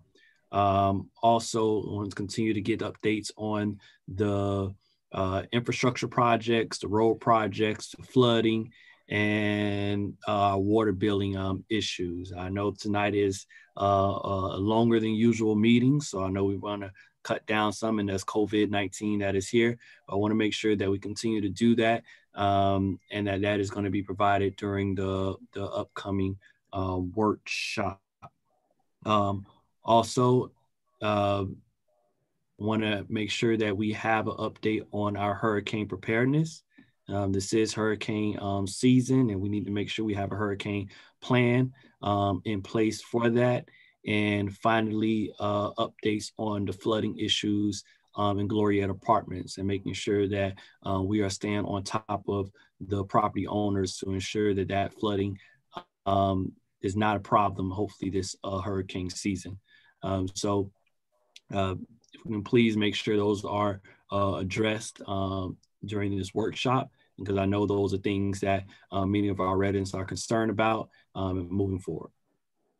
Thank you, Mr. Mayor. And also, I just, as a point of reference, I know that the commission has been sent cash flow reports and water billing reports and various different things like that. So if there's any questions about anything that you guys received in your email as far as substance is concerned, I welcome a phone call to discuss it. I just want to, we pump out a lot of reports now, you know, I think several. We pump out a lot of reports and we send them to all our elected officials. And like I said, if there's any individual conversations that we need to have in regards to these reports as far as interpreting them, I'm not saying you can't, but I know some of the things that we put out may have been a request from Commissioner Burke or Commissioner Kelly or the mayor. And so when we send them information out, we send it out to everybody. So those individuals that made the request may have more context of what they're looking at and why it was requested. So if there's curiosity out there or some assistance needed for its interpretation, please do not hesitate to contact me directly anytime. All right, any other questions for the manager? All right, Madam Clerk, do we have any official board reports? No, Mr. Mayor, we don't have any. All right, anybody has Mayor Commissioner reports? Anyone has a report? Mayor.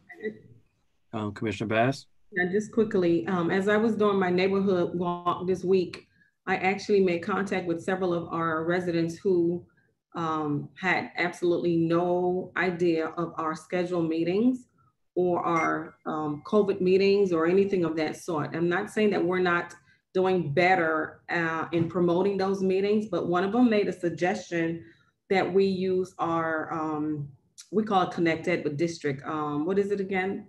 The Code Red phone calls to promote some of those meetings or all of our meetings that we're having. And I thought that would be a good suggestion to also incorporate that as a way of notifying our residents of what's going on. So that's it. Thank you. Okay. I believe, Mr. Manager, could you speak? Because I think code red is specifically for emergency, but I'm sure we probably can add in there at the end of an emergency message, reminder to come to our second and fourth meetings and upcoming workshop. Am I correct in that?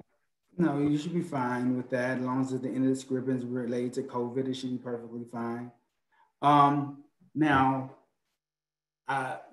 in regards to the COVID recordings, I know some of you all have homework assignments to do a code red recording for COVID-19.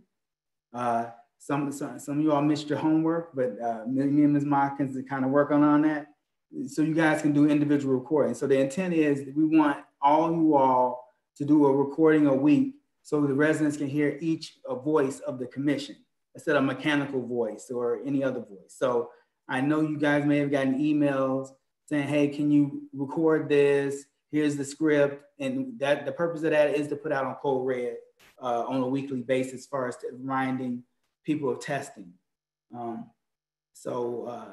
Just throwing that out there as well, since we're mentioning code red and notification and COVID and all those good things that mean a lot that we need to do as far as communication goes. All right, Vice Mayor Davis. Thank you, Mr. Mayor. So that was a perfect segue into the virtual town hall this Saturday. So I wanted to have an open dialogue with the residents of our city so that this administration could hear opinions and feedback and clear up any assumptions related to COVID-19, our face covering laws, the current state of our parks, police department, as well as where we are financially. I see this open dialogue as a way to directly address COVID-19 testing, laws and rules covering social distancing, a citywide curfew, citywide flooding issue, and the importance of completing the census. So I just want to really address some of the pertinent issues that have been kind of lingering around, since kind of going into the pandemic and going virtual, that we really haven't been able to kind of garner feedback from our residents. So this is, in my opinion, is kind of what Commissioner Baz is talking about, taking government to the people, because sometimes, it's difficult for our residents to kind of chime in. Thank you. All right. Any other reports? Mr. Mayor. Commissioner Burke. I guess I'm the only one that rides the city at night, so I guess I'm the only one to see that the curfew is not being enforced. So I'll leave it at that. Thank you. Anyone else? All right. I actually, and Commissioner Burke, you said, I think that we should reconsider the curfew. Right now, I haven't seen any studies or anything that say that curfew is reducing the transmission of COVID-19. So right now, it seems as though we have a law in place that has a potential to criminalize our residents and businesses and people for simply existing at the moment. I want to do piggyback that we continue to do education. That is the reason why we hired a PR person who's been doing an excellent job, making sure that we get the message out through Facebook, code red, emails, using basically all means, radio, everything to try and make this happen, even doing events. So if there are any other things that we can do to get the word out, please make sure to reach out to our PR person, the manager's office. If anybody's watching, have any ideas, please reach out to the manager's office and the PR manager, also get the word to the PR about ways in which we can properly communicate with our residents. We have these meetings every second and fourth Wednesday, and then we were doing weekly meetings. Those weekly meetings most likely will be reduced so that because we have other things we have to deal with as a city. And so I would encourage us probably at our next workshop or even sooner, maybe call a special commission meeting to release the curfew. Something I'm thinking about doing, but I do want to also make sure that residents, please take consideration, stop the spread of this disease, mask up. That is what we're saying as a commission, as a city, is to mask up as much as possible to protect each other. And lastly, I do want to shout out to the volunteers that have consistently, since the beginning of this crisis, come out to do food distribution. It is much respect and much honor that those have continued to come out. I know I personally have had to miss past few ones due to work responsibilities, but I just want to be thankful to all those that continue to head out. So those that are watching, you want to come and volunteer every Tuesday between 8 and 12 or 8 to 11. We are out there as a city feeding our community and making sure people have the basics of food and nutrition.